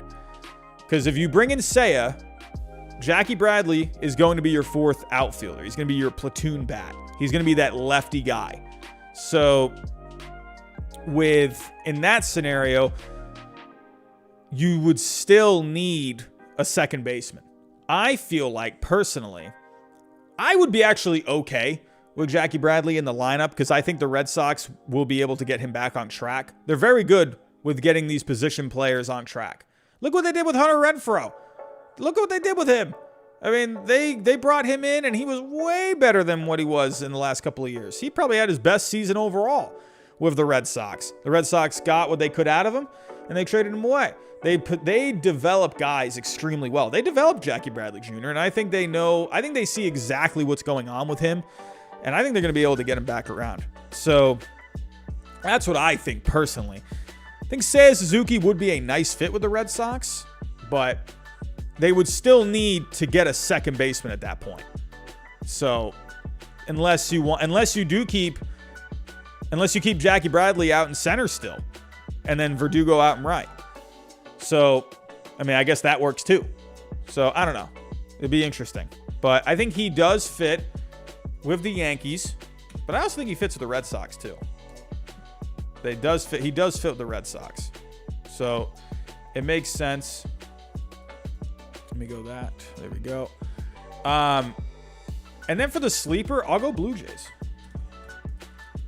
The Blue Jays, that one thing, there was a report out that the Blue Jays were actually in on Corey Seager. So the fact that they were even looking at that, probably looking at spending some money. So that's not too bad if you ask me. That's pretty good. So I think the Blue Jays, don't count them out, but I also wouldn't count out some of these other teams as well. I think if you're looking at right field right now, what are some teams that could use right field production? Probably not the Reds, not the Pirates, not the A's, not the Rockies, I'm telling you, don't sleep on these Diamondbacks. The Rangers, probably not if they brought in Cole Calhoun. Padres, maybe. Cubs, maybe. I wouldn't count out the Cubs because I think the Cubs are trying to just go through a retool, and I think actually Seiya Suzuki probably fits into that. The Guardians really could use a guy. They really could use a guy. And that would be a name change, and you're going into like this new era of Cleveland baseball. Seiya Suzuki could be a guy you build around. That could be a marketable guy for you. So probably not the Tigers, probably not the Brewers. They brought in Renfroe. Blue Jays are interesting, because you can move someone like a Teoscar Hernandez into the designated hitter spot. And Suzuki would be a nice fit, like I mentioned. Then the Giants are interesting. There's a lot of interesting teams. I don't know. I think the Giants, actually, they really could use a bat. So I'm actually going to go two teams each here. I'm going to go Blue Jays, Giants as sleepers. And I think the Yankees, Red Sox, those seem to be the two hot teams for them. If I were to go one team for the Yankees, or for Seiya Suzuki, I'd actually probably say the Yankees. Because they need something in center field. Their center field spot right now is just not good. It's not good. You need strength up the middle. Joey Gallo is your everyday center fielder. I don't think that's a bad option. I think you could do better, but I think he's going to give you better than what they've had. So I like Seiya Suzuki on the Yankees. And for the Red Sox, he would you got to have to, move guys around. You're going to have to, figure out what you're doing with JBJ, and stuff like that. But, what are you going to do with Kike? You're going to keep him at second, center. Is JBJ going to play center? I feel like for the Yankees, he's more of he slides in just seamlessly. and you can just move Rizzo to or not Rizzo. You can just move Gallo to center. So, but yeah, I like it. So I know maybe I'm cheating a little bit here, but he really just does fit with a lot of teams. So I'll go these two teams as the sleepers. Okay. Anthony Rizzo. Here we go. Anthony Rizzo. You know, I'm going to go best fit.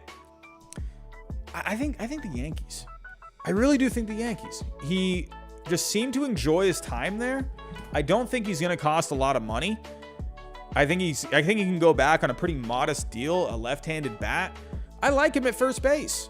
I like him there. And actually, for a sleeper, I'm going to go Diamondbacks. They need an upgrade. The Diamondbacks need an upgrade at first base. Christian Walker is just not a guy. I don't know what it is with Christian Walker. He's going to give you a good glove. But Anthony Rizzo at first base, if we go take a look at first base, Diamondbacks are near the bottom. Who are some other teams? You got the Twins, possibly. Cleveland could be interesting. I wouldn't count out the Braves. I mean, you got to see what happens with Freddie Freeman. I actually think the Anthony Rizzo could be a good fallback option. I mean, basically, at this point in his career, he's a poor man's Freddie Freeman. So I think Rizzo could be a good fallback option. I know the Diamondbacks, you got Walker there. You do have Seth Beer. That is interesting. Is he finally going to just get the call? You know, if they're not ready to do it, if they're not ready to, just go, dive in with Seth Beer, then what are they going to do with him? Red Sox, I just don't think they're going to do it. You got Dahlback there. I actually think Dahlback is a pretty good trade piece. And you got Tristan Cassis coming up soon. Cassis is looking really good. I feel like Cassis is going to be your guy. I just don't see Rizzo. Brewers, I mean, you got Tellez. Padres, probably not. I don't know how the heck you're going to get out of that Hosmer deal. Maybe going back to the Cubs, honestly, it's not the worst idea. Would not be a horrible idea. You got Schwindel. But Rizzo, that's a fan favorite guy. Could go back to the Cubs. I would actually, that's what I'm going to go. I'm actually going to go with a few sleepers here. I'm going to go Diamondbacks, Braves, and what was the other one? And I'll go Cubs. I'll go 3 sleeper teams. Maybe I'm cheating a little bit, but there we go. Alrighty. So that's what I'm thinking. Anthony Rizzo.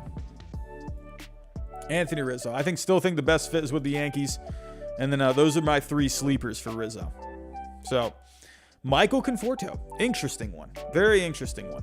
So, Michael Conforto, he's coming off of a not so great year. A really down year. But if you go back to 2017 to 2019 and 2020 as well in a short season, he played well. He actually had a very good year in 2020. Over the 54 games, he hit 322, 412 on base, 9 homers, 31 RBIs. Seems like his time with the Mets is done. I just think it seems like they've moved on. They brought in Canna, they brought in Marte, they brought in Escobar. I feel like he's moving on now. So what are some teams? Last year, he played right field mostly. So let's go. Were we on the right? No, we're on first base. So let's go to the right fielders. So I don't know. I always look at the Reds because they just really could use a right fielder. I'm looking at, some of these teams, and I'm hearing some yelling I'm in my building right now. I don't know what's going on. Someone sounds distraught. The Guardians, maybe they want to take a chance. I think that could be a pretty good fit.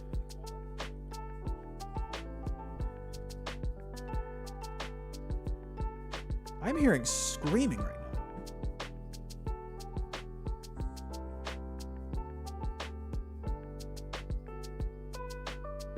I don't know what is going on in my building right now.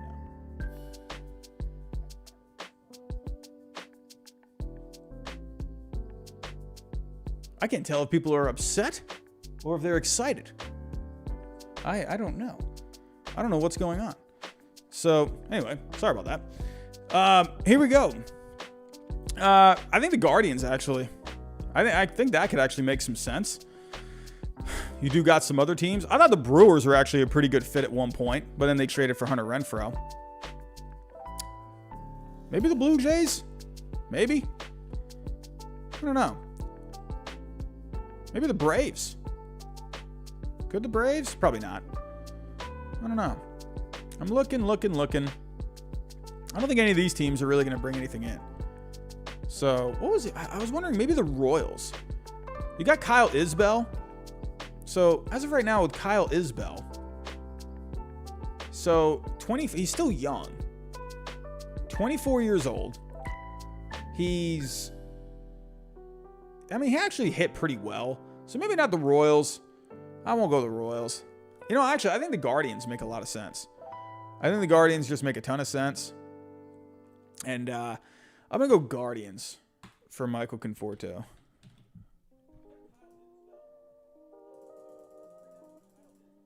Let's go Guardians.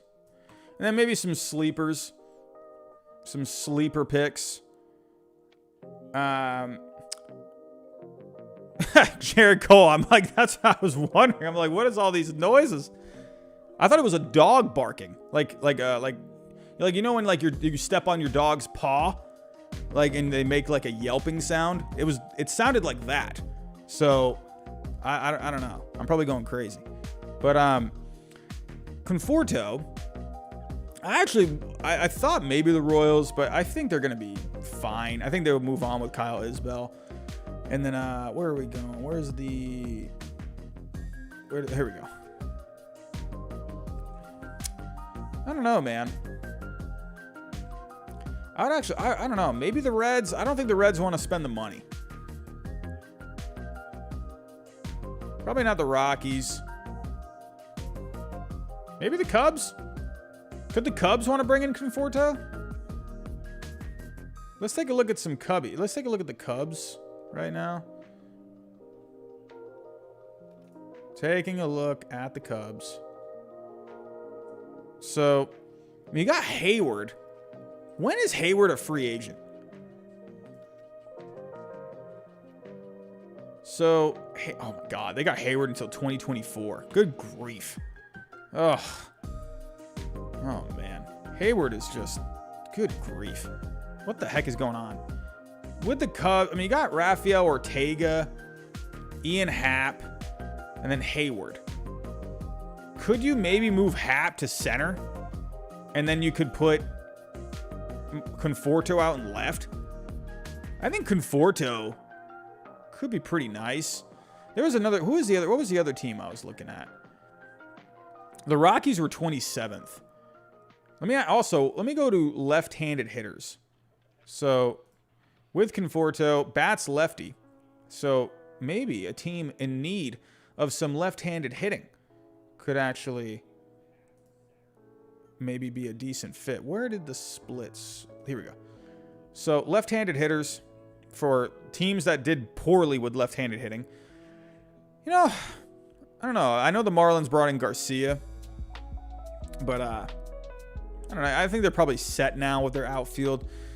I thought maybe the Brewers would be good. They could still... I guess they could still... I don't know. Probably not. Your outfield's pretty much set at this point. With Conforto, he would be a lefty bat that would go with Hunter Renfroe as, like, you know, platoon, I guess. The Mariners definitely could use some left-handed hitting. Let me go back to the Mariners, because we had the super chat earlier. I have not forgotten. So, where he is from Seattle. So, you got Mitch Haniger out and right. Mitch Haniger is going to be a free agent. So, but you are going to have... I mean, Kyle Lewis, he's right now... He's listed as a designated hitter. So, Jake Fraley out and left. Jake Fraley is an on-base machine, but the guy can't hit. I don't know what it is. He's got a 210 batting average. So, Kyle Lewis, do you put him out in center, or do you keep him as the DH? I feel like he's the center field guy. And I think Jared Kelenic, obviously you're going to be counting on this guy to take a step forward. So, I don't know. I think... And you also have to remember with Conforto, you're not going to have to give up a draft pick. Actually, did he... He didn't get offered a draft pick, did he? Or a qualifying offer? don't remember. Typing is hard. Qualifying offer. Oh, so he declined it. So does that mean that a team would still have to give up a draft pick? Because since he was offered one, would they have to give up a draft pick?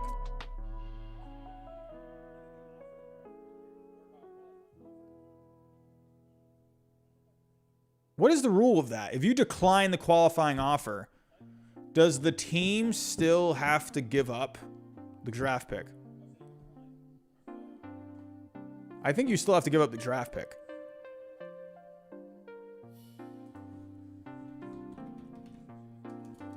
So, someone help me with that rule in the chat. Does anyone know that?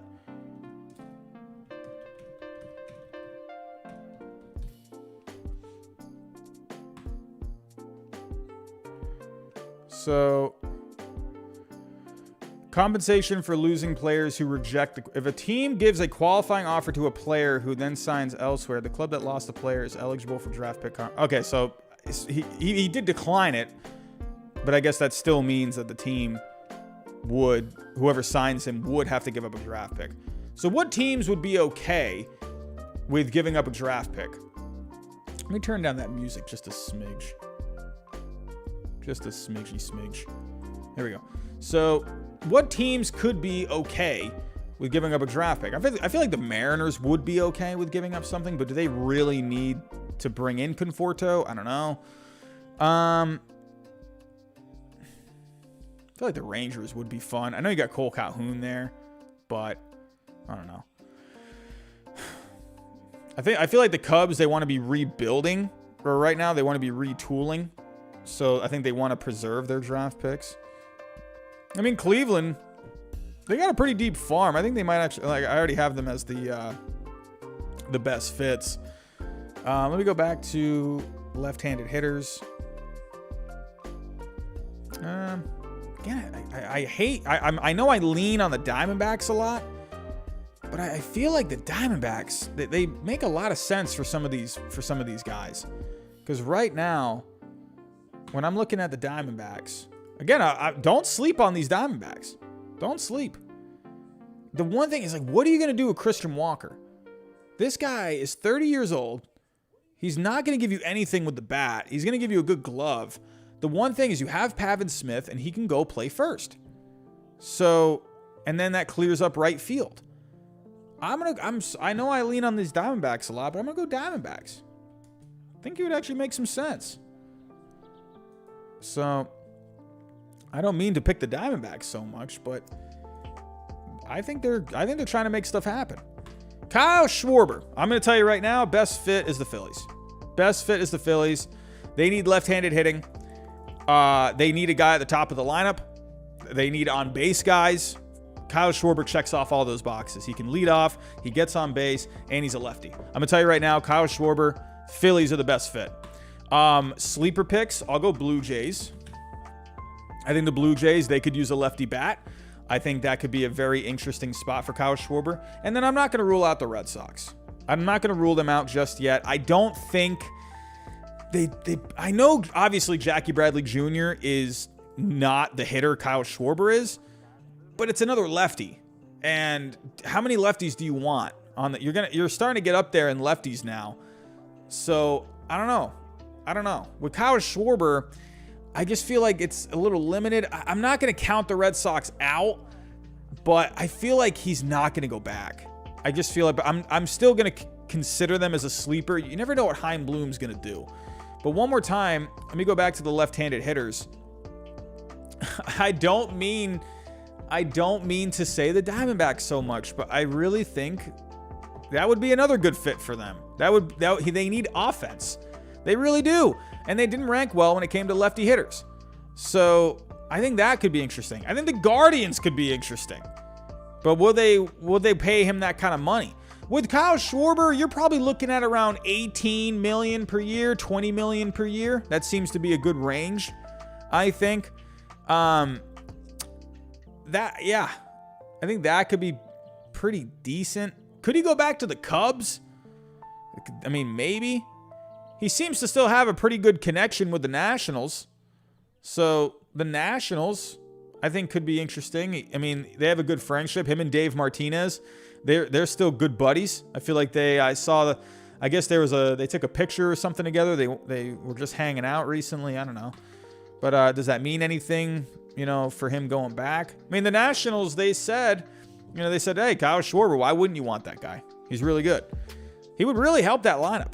So, honestly, I think the Nationals are a bit of a sleeper team for next year. They just really are low on pitching. They're really low on pitching. But I wouldn't count the Nationals out. I'll put the Nationals as a sleeper. And then taking another look at...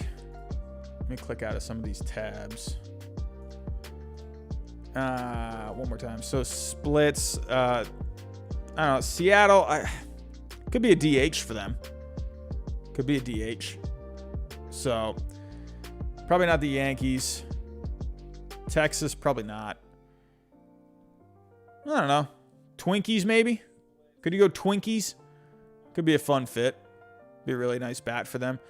Overall, I do think the Phillies are the best. I think, they did perform well with their lefties last year, but, they just don't have a lot of lefty bats as of right now. I think they only have really one legitimate lefty bat with Bryce Harper, and then Didi Gregorius. Who knows what you're going to get out of him? So, and then you got some other guys. You got Mickey Moniak, Adam Hazley, but I don't know. I mean, could you do the Brewers? Could you? I mean, I think that could be interesting.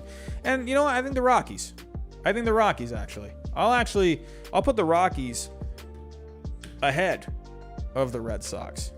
I actually don't feel well about the Red Sox, getting him. I'll put them here just because I know Chaim Bloom likes him some Kyle Schwarber.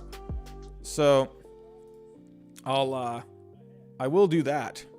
I will say that. So I won't count them out. But, yeah, that's what I'm thinking. I'm thinking Phillies are the best fit for Schwarber. I'll go Blue Jays, Rockies, Nationals, and Red Sox. So, Nick Castellanos. I think this guy is going to be a great fit for a lot of places. The one thing with Nick Castellanos, hey, he's going to be a really good hitter. A phenomenal hitter. So, let me pull up actually the numbers. With Nick Castellanos, they're projecting him to get 4 years, $64 million. So you're not going to get a lot of good defense, but you are going to get a good bat. With Castellanos, hit 309 last year, a 362 on base, 34 homers, 100 RBIs. Really just reminds me of JD Martinez. It really reminds me of him. The one thing with him is that I read somewhere, I was reading about him recently, and he tends to swing a lot at outside pitches. He tends to chase. Actually, if I go to Nick Castellanos.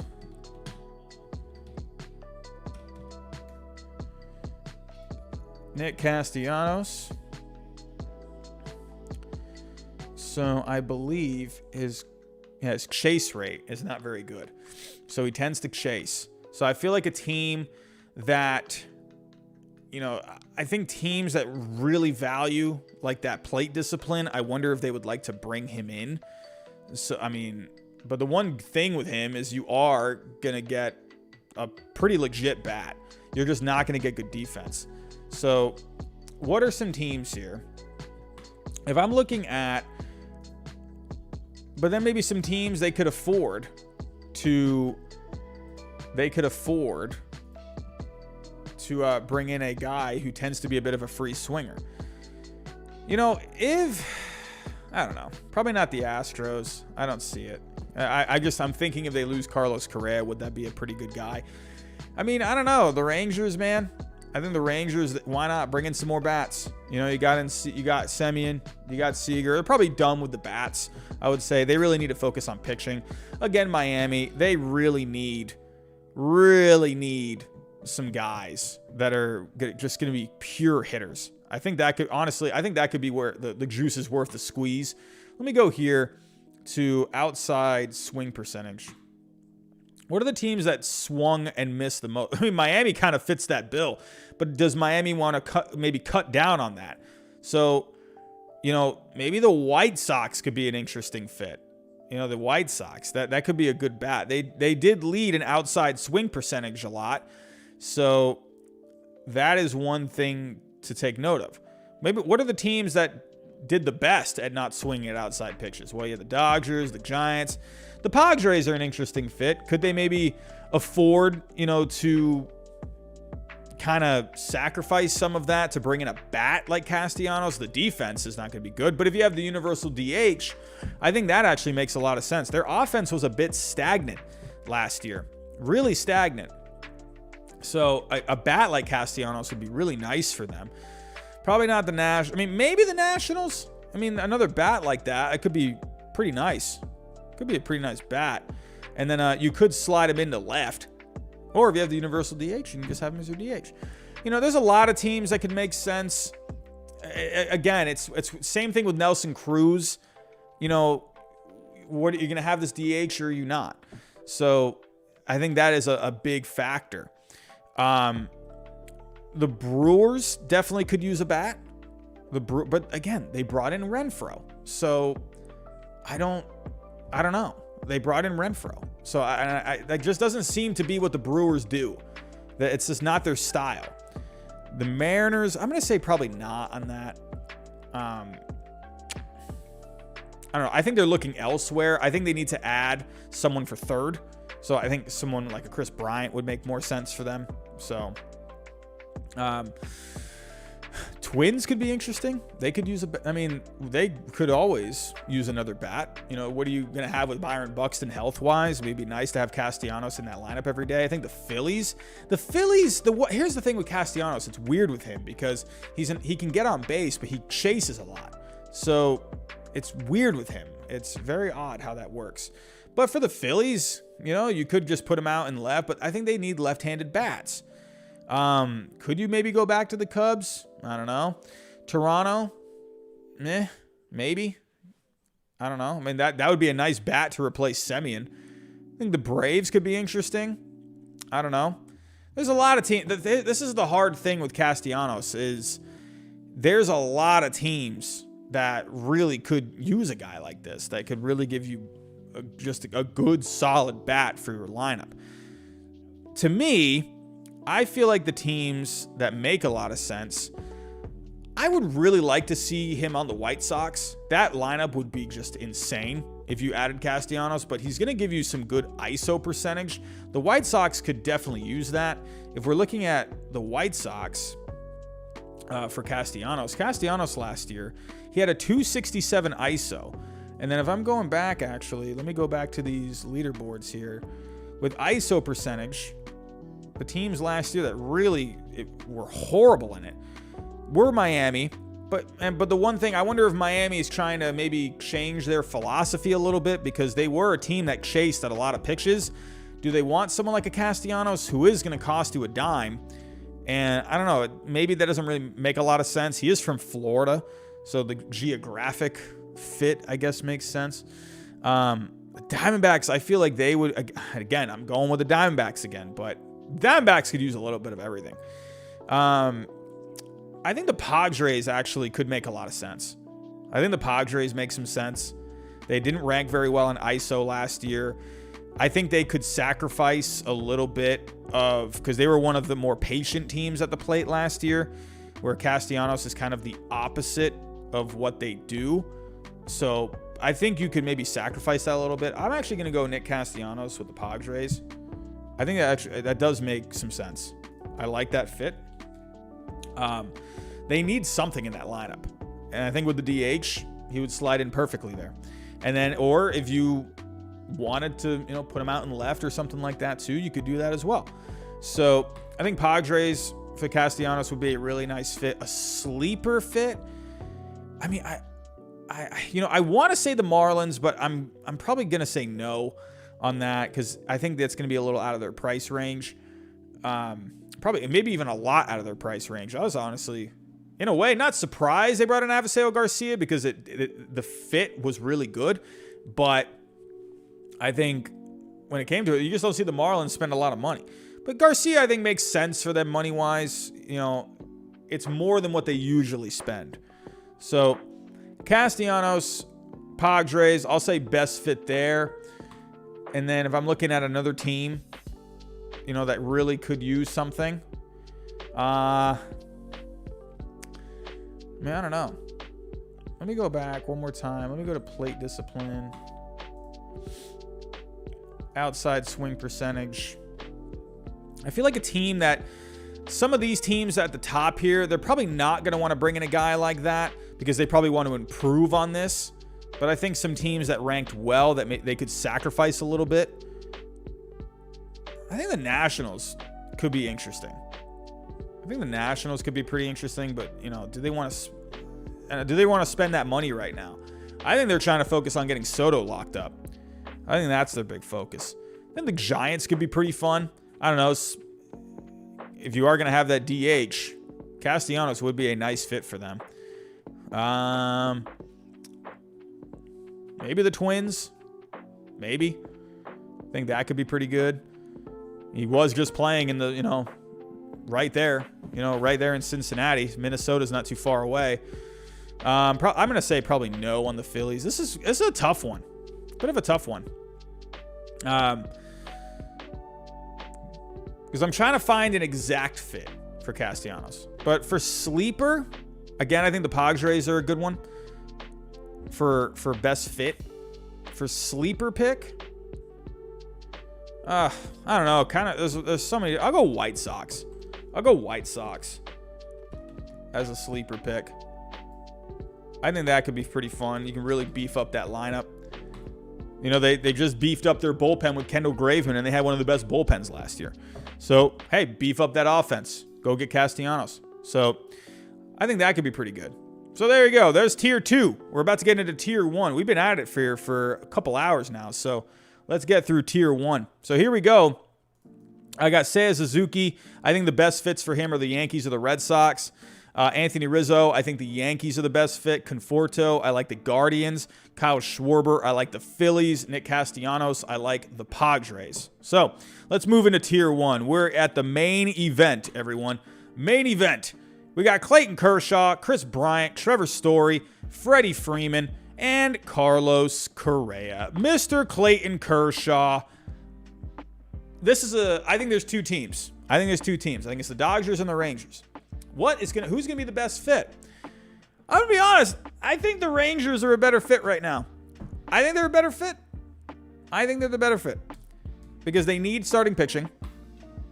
The Dodgers, I don't know. Do they want? They did lose out on Scherzer. They let him get away, but Cubs rule. I forgot about Rodon. Oh, who's the other guy I forgot about too? I forgot about someone else. Carlos Rodon. Let me talk about Clayton Kershaw. Then I'll get to Rodon. There was someone else I left off the list too. I can't remember. Who was another guy I left off?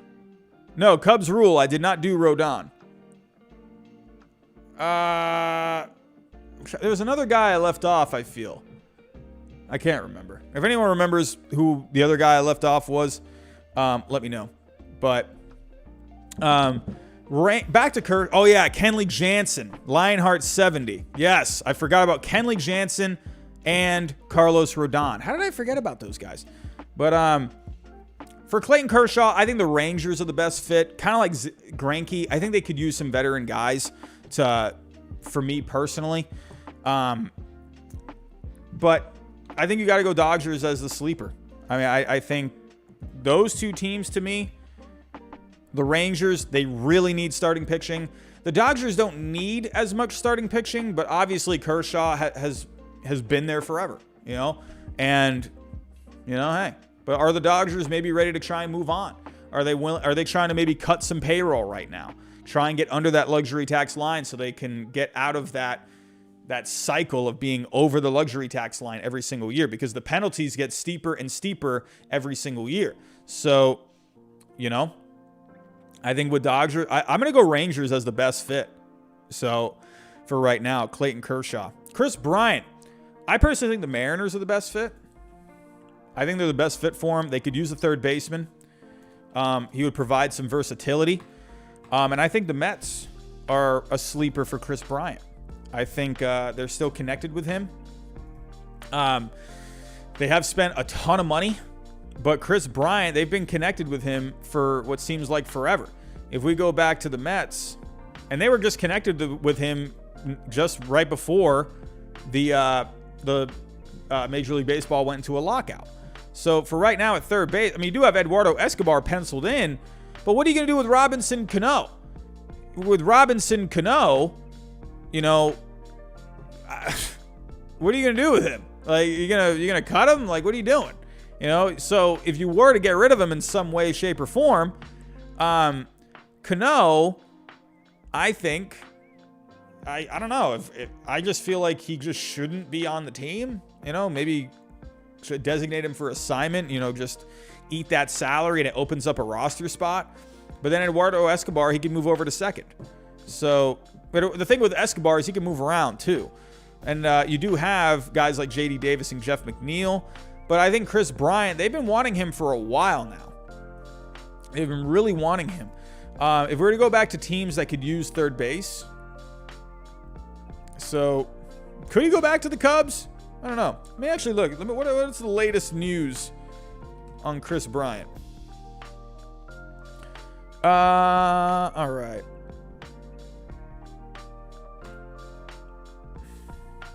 What is this report saying? Oh, yeah, by the way, Yasiel Puig went to the KBO. Anyone notice that? Chris Bryant's Chicago reunion should not be ruled out. Robert Murray of the Baseball Insiders podcast reported per sources in Chicago that a reunion between free agent Chris Bryant and the Cubs should not be ruled out. That is something I've been working on behind the scenes. I was told by somebody who would know Chicago. I would not rule it out. And it's been on my mind ever since. I'm tracking that one. I do think Chris Bryant going back to Chicago is a realistic scenario. And the number you threw out, 27, 28 million bucks, makes a whole lot of sense. I don't know. I feel like he's not going to go back. You know, they traded him away.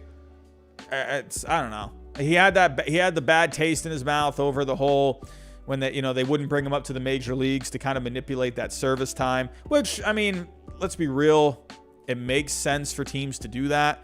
But at the end of the day, you know, we're human beings here. So he got annoyed about that. But I don't know, man. I don't know. I think the Cubs are ready to move on. I just think I wouldn't rule it out like he's saying. But I feel like personally, I don't know. But there are some teams that definitely could use Chris Bryant. The Rockies.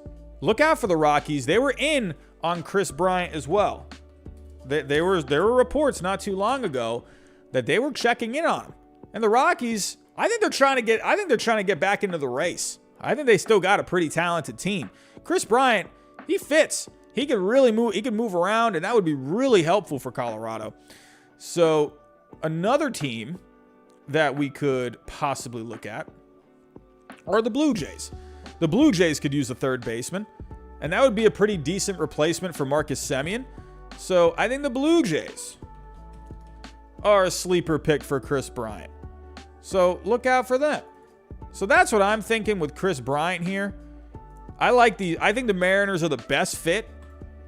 And I think the Mets, Rockies, and Blue Jays are the sleepers. So that's what I'm thinking with Chris Bryant. Trevor Story. I'm going to be biased here. But I think Trevor Story is a great fit for the Red Sox. I think he's fantastic for the Red Sox. I think he makes a ton of sense. I think he fits in just so many ways. He would improve your defense at shortstop, moves Xander Bogaerts over to second base. I think that would be phenomenal. Just absolutely phenomenal. The Red Sox getting that glove. Bogaerts was good on defense last year. He really improved in the routine play department, but the range is still quite just not there for Xander Bogaerts. Love the man. But if I have a chance of getting Trevor Story, I'm going to do it. I think Trevor Story makes a lot of sense. They just got rid of a right-handed bat with Hunter Renfroe, bringing in a lefty bat with Jackie Bradley Jr. Trevor Story, right-handed bat. He tends to pull, works well with the Green Monster. I think Trevor Story works out really well. They got some young infielders in their system. And I think timeline-wise, if you can get this guy signed to like a 3-year deal, 4-year deal, you know, I think makes sense. I think he fits with the Red Sox really well. You would have to move Bogaerts to second, or you'd put Trevor Story at second. I think if it were me, if I was running the team, I would sit down Bogarts and be like, listen, man, we love you. But Trevor Story, you cannot deny that glove. We love your bat. We think your bat is better than Trevor Story's. But that glove with Trevor Story and the bat that he does bring to the table makes our team better. So I think the Red Sox make a ton of sense. I think the Astros are a good sleeper pick because you don't know what is happening with Carlos Correa right now. I would not rule out. Let me pull up here. I would actually not rule out the Cubs. I would not rule them out. Me personally. Just what I'm thinking. I know you got Nico Hoerner. I don't know. I wonder if Trevor Story would actually be a pretty nice fit with the Chicago Cubs. What do you do with Hoerner? I don't know. But I think with can't Hoerner play outfield a little bit? So Hoerner has played some outfield. So that is one thing. You could move him. So that is something to keep in mind. He does play good defense at short, though. So I think they're probably going to be pretty comfortable. But I would watch out for the Cubs, because that could be a guy they bring in for the next 4 or 5 years while they go through a rebuild. I don't know. I see you in the chat, Jared Cole. I just don't think the Cardinals are going to do it. I don't think the Cardinals are going to bring in Trevor Story. I just don't see it. Money-wise, I just don't think they really tend to extend guys. They don't really tend to get in on these free agents. They'll go for lower tier free agents like Steven Matz. They don't tend to go get these guys. That's not really their style. But I would not rule out the Cardinals. I don't think the Phillies... Dave Dombrowski has said Alec Boehm is our third baseman next year. I don't think... you could with... what you could do... wait, hold on. I'm sorry. I'm getting confused with Chris Bryant. My potato brain just kicked in. That's why I meant to say that earlier. Chris Bryant would not be a good fit for the Phillies, I think, just because they have Alec Boehm. But with Phillies at shortstop, that is possible. I think they need more lefty bats, but Didi Gregorius is a question mark, and they have Bryson Stott. So I wonder which route they go. I feel like personally you should go with Bryson Stott. I think just give this guy the job. I think he's played well in fall ball. I really like that. But I think honestly the top two teams, and we've seen it in reports as well, the teams that just make the most sense are the Red Sox and the Astros. I think the Mariners are a team that could be something. If I'm looking at the Mariners, let's go to the Mariners here. So the Mariners, I believe, have been checking in as well. The thing with the Mariners is you could move. I don't know. I don't know, man. I don't know. I think with JP Crawford, to me, hey, Rocky Adams has been a member for 3 months. Rocky Adams, man, you are the man. Thank you so much. I think with the Mariners, they have said JP Crawford is their guy. I think if you had a chance to bring in Trevor Story, I think you do it. Where would JP Crawford move? He would move to third. And then Abraham Toro, what do you do with him? Could that be your, maybe a DH kind of a guy? And then Kyle Lewis can go back out into the outfield.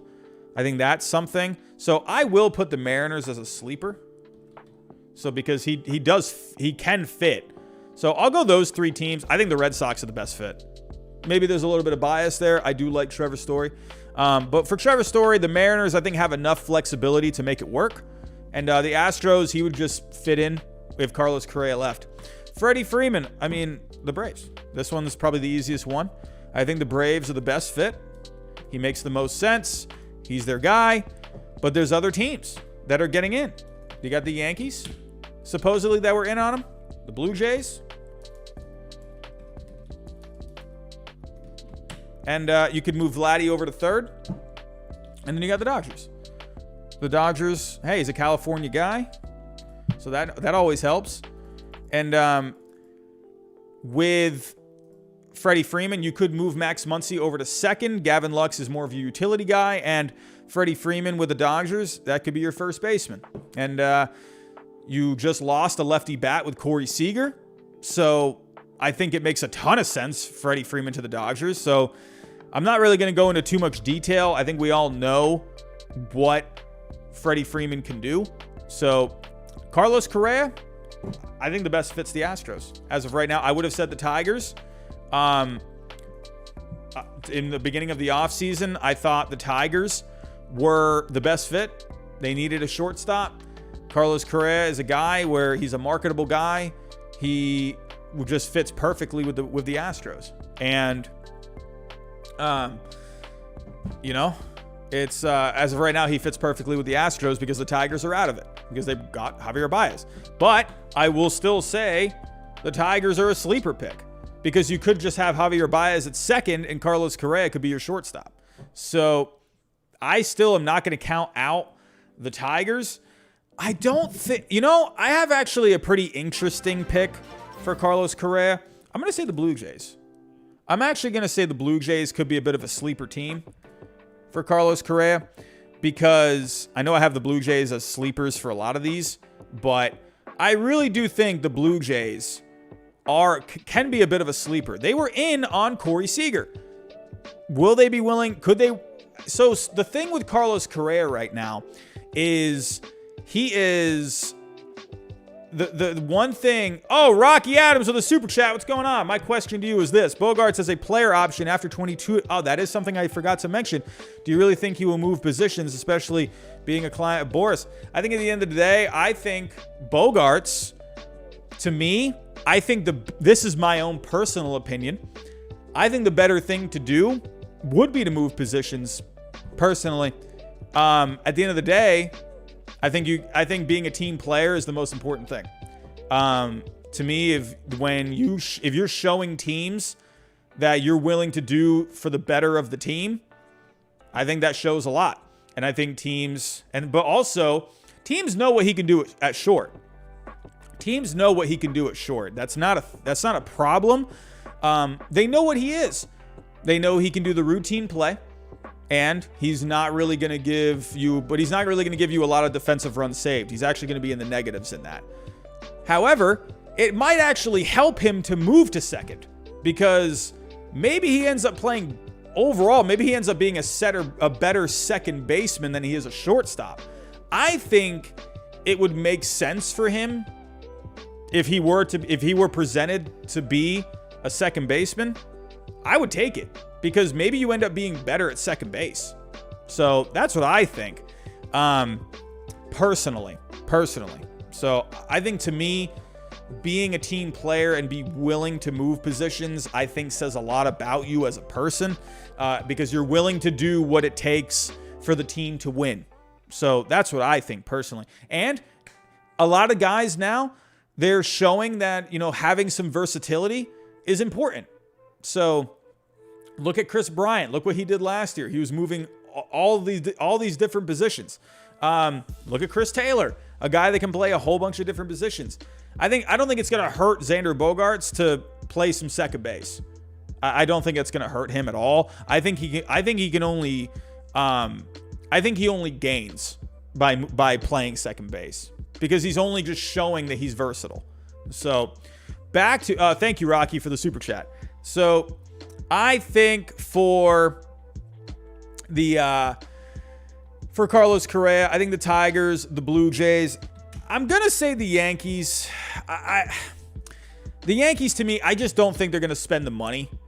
That's why I don't really have the Yankees as like a legit option for someone like Trevor Story, because I just don't think they're going to spend the money on a guy. I think if they would have gotten anyone, it would have been Corey Seager, and they didn't go for him. So I don't think the Yankees are really going to spend the money for one of these top shortstops, because they have Volpe and they have Peraza. I would put the Yankees as a sleeper maybe, but I think personally, the Yankees are better set up for a stopgap guy, because that kind of fits their style right now when it comes to spending money. But I'll put the Yankees as a sleeper, because who knows? Maybe if they think they can get Correa on a pretty good deal with maybe some opt-outs or something, you know? Because the one thing with Carlos Correa, he has been having some lower back issues. So that's one thing to keep an eye out for Carlos Correa. But I just don't think they're going to spend the money. If it's a long-term thing, I don't see it with the Yankees. But maybe a short-term thing, you know, maybe like a, you know, maybe, I don't know, I don't know, maybe he wants to go. Maybe if he doesn't get the long contract offer that he's been wanting, maybe he is okay with a shorter deal with more AAV, you know? So I think the Yankees would be okay with something like that, but I don't think they're going to go long-term for a guy like Correa. So I'll put them in the sleeper picks for right now. That's what I'm thinking.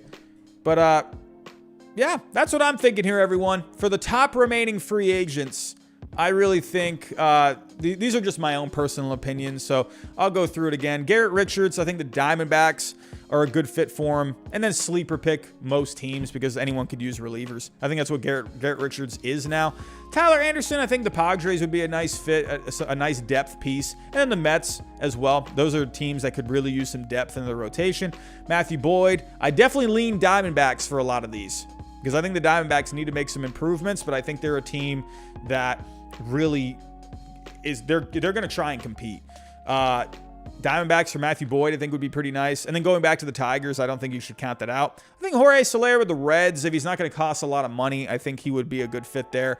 And then the Rays, I actually kind of like the fit with the Rays, so keep an eye out for that. Danny Duffy, they traded for him, so I think best fit. Why not just go back on like a one-year deal? And then, you know, Twins. I think go to the Twins. They could use some starting pitching. For tier 4, I had Eddie Rosario going to the Giants. I think a sleeper pick is the Phillies because they could use some left-handed hitting. Jose Iglesias, Andrelton Simmons, I think they're the best fits for those guys are the Yankees because they're stopgap guys. And they're pretty similar. I could see, you know, Astros, Pirates. I'll even put the Phillies for... I won't put the Phillies for Jose Iglesias. I think for the Phillies, for Andrelton Simmons, I think that could make some sense because they could use, you know, a good glove out there too. Pineda, I think the Orioles would be a good fit. Twins as a sleeper. Jock Peterson, I really like the idea of him on the Blue Jays. I think the Brewers, you know, a lefty bat with Hunter Renfroe could make some sense. Moving on to tier 3. Oh, I left out a couple of guys. Hold on a second. I left out a couple of guys. Tier 3, I had Tommy Pham, Yusei Kikuchi, Seager, Greinke, Cruz. I think Cruz with the Marlins would be really good. Greinke with the Rangers. Kyle Seager with the Diamondbacks. Yusei Kikuchi with the Twins. Tommy Pham, I think, with the Guardians would be a nice fit. Tier 2, Seiya Suzuki. I think the two best fits of the Red Sox or Yankees. I think take your pick. He fits on either one. Anthony Rizzo with the Yankees. Michael Conforto, Guardians, I think would be a nice fit. Kyle Schwarber, Phillies. Nick Castellanos, Padres. And then tier 1, Kershaw, I think the Rangers, really good. Chris Bryant with the Mariners. Trevor Story with the Red Sox. Freddie Freeman back to the Braves. Carlos Correa with the Astros. I would say with Carlos Rodon, I would actually say the Cubs. I think Carlos Rodon with the Cubs. So let me actually here... Let me go, let me copy paste this. Let me add a slide. We're going to do this on the fly, everyone. We're going to do this on the fly. Cut. Wait, no. What am I doing? Cut. We're going to copy paste. Copy. No. What is going on? What is happening? Why are you not? Here we go. Paste. What is happening? Why is it not copy pasting? Copy. Okay. Oh, here we go. Cool. All right. So yeah, we're doing this on the fly here. Here we go. What is going on right now? Ah, okay. They're in white letters. Goodness gracious. Me with technology is just a dumpster fire. But here we go. So Carlos Rodon. I'm sorry for leaving these guys out. And then Kenley Jansen.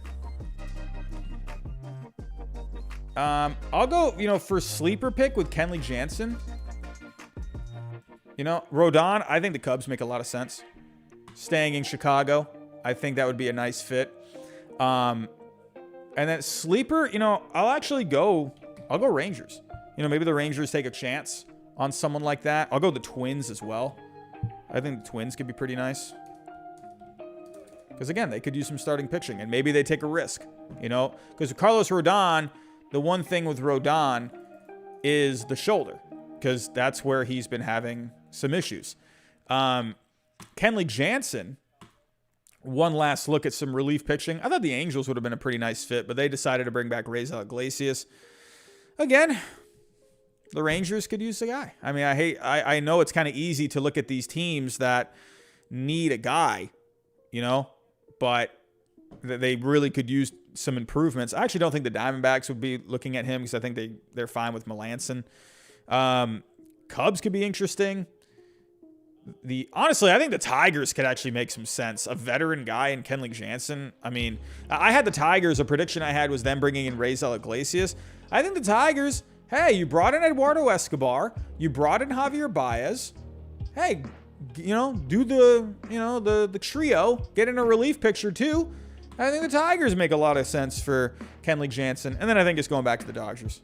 I'll go what just happened here? What the heck did I just do? I'll go Dodgers because he's just always been with them. And I'll go Tigers as a sleeper fit. So that's what I'm thinking, everyone. That's what I'm thinking. I'm thinking, I'm probably going to be wrong on all of these, but that's just kind of what my brain is thinking at the moment.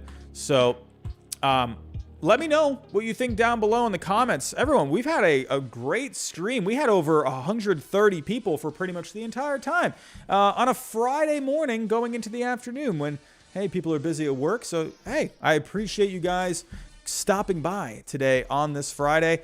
Again, I took the day off today because I just needed a mental health day. I needed to take a day off of school. I am just dying at school right now. I needed a day. I'm just getting worked, man. So for me to come on here, I mean, I think that kind of shows like I would much rather just be doing this. So that's why for next year I am, thinking about doing this full time. So, but yeah, that's what I'm thinking here for today, everyone. Thank you so much for stopping by. I hope you have a good weekend. Another thing I'm going to be doing today for the next few hours is just working on some content. That's kind of another reason I took today off is so I could give myself some time to work on some content that I want to start, getting up onto the channel over the next week. So be on the lookout for that, everyone. But have yourself a good rest of your day. Have a good weekend. And, Mark Jones just subscribed right at the buzzer, my friend. Thank you so much. Everyone, have yourself a good weekend, and I'll talk to you next time.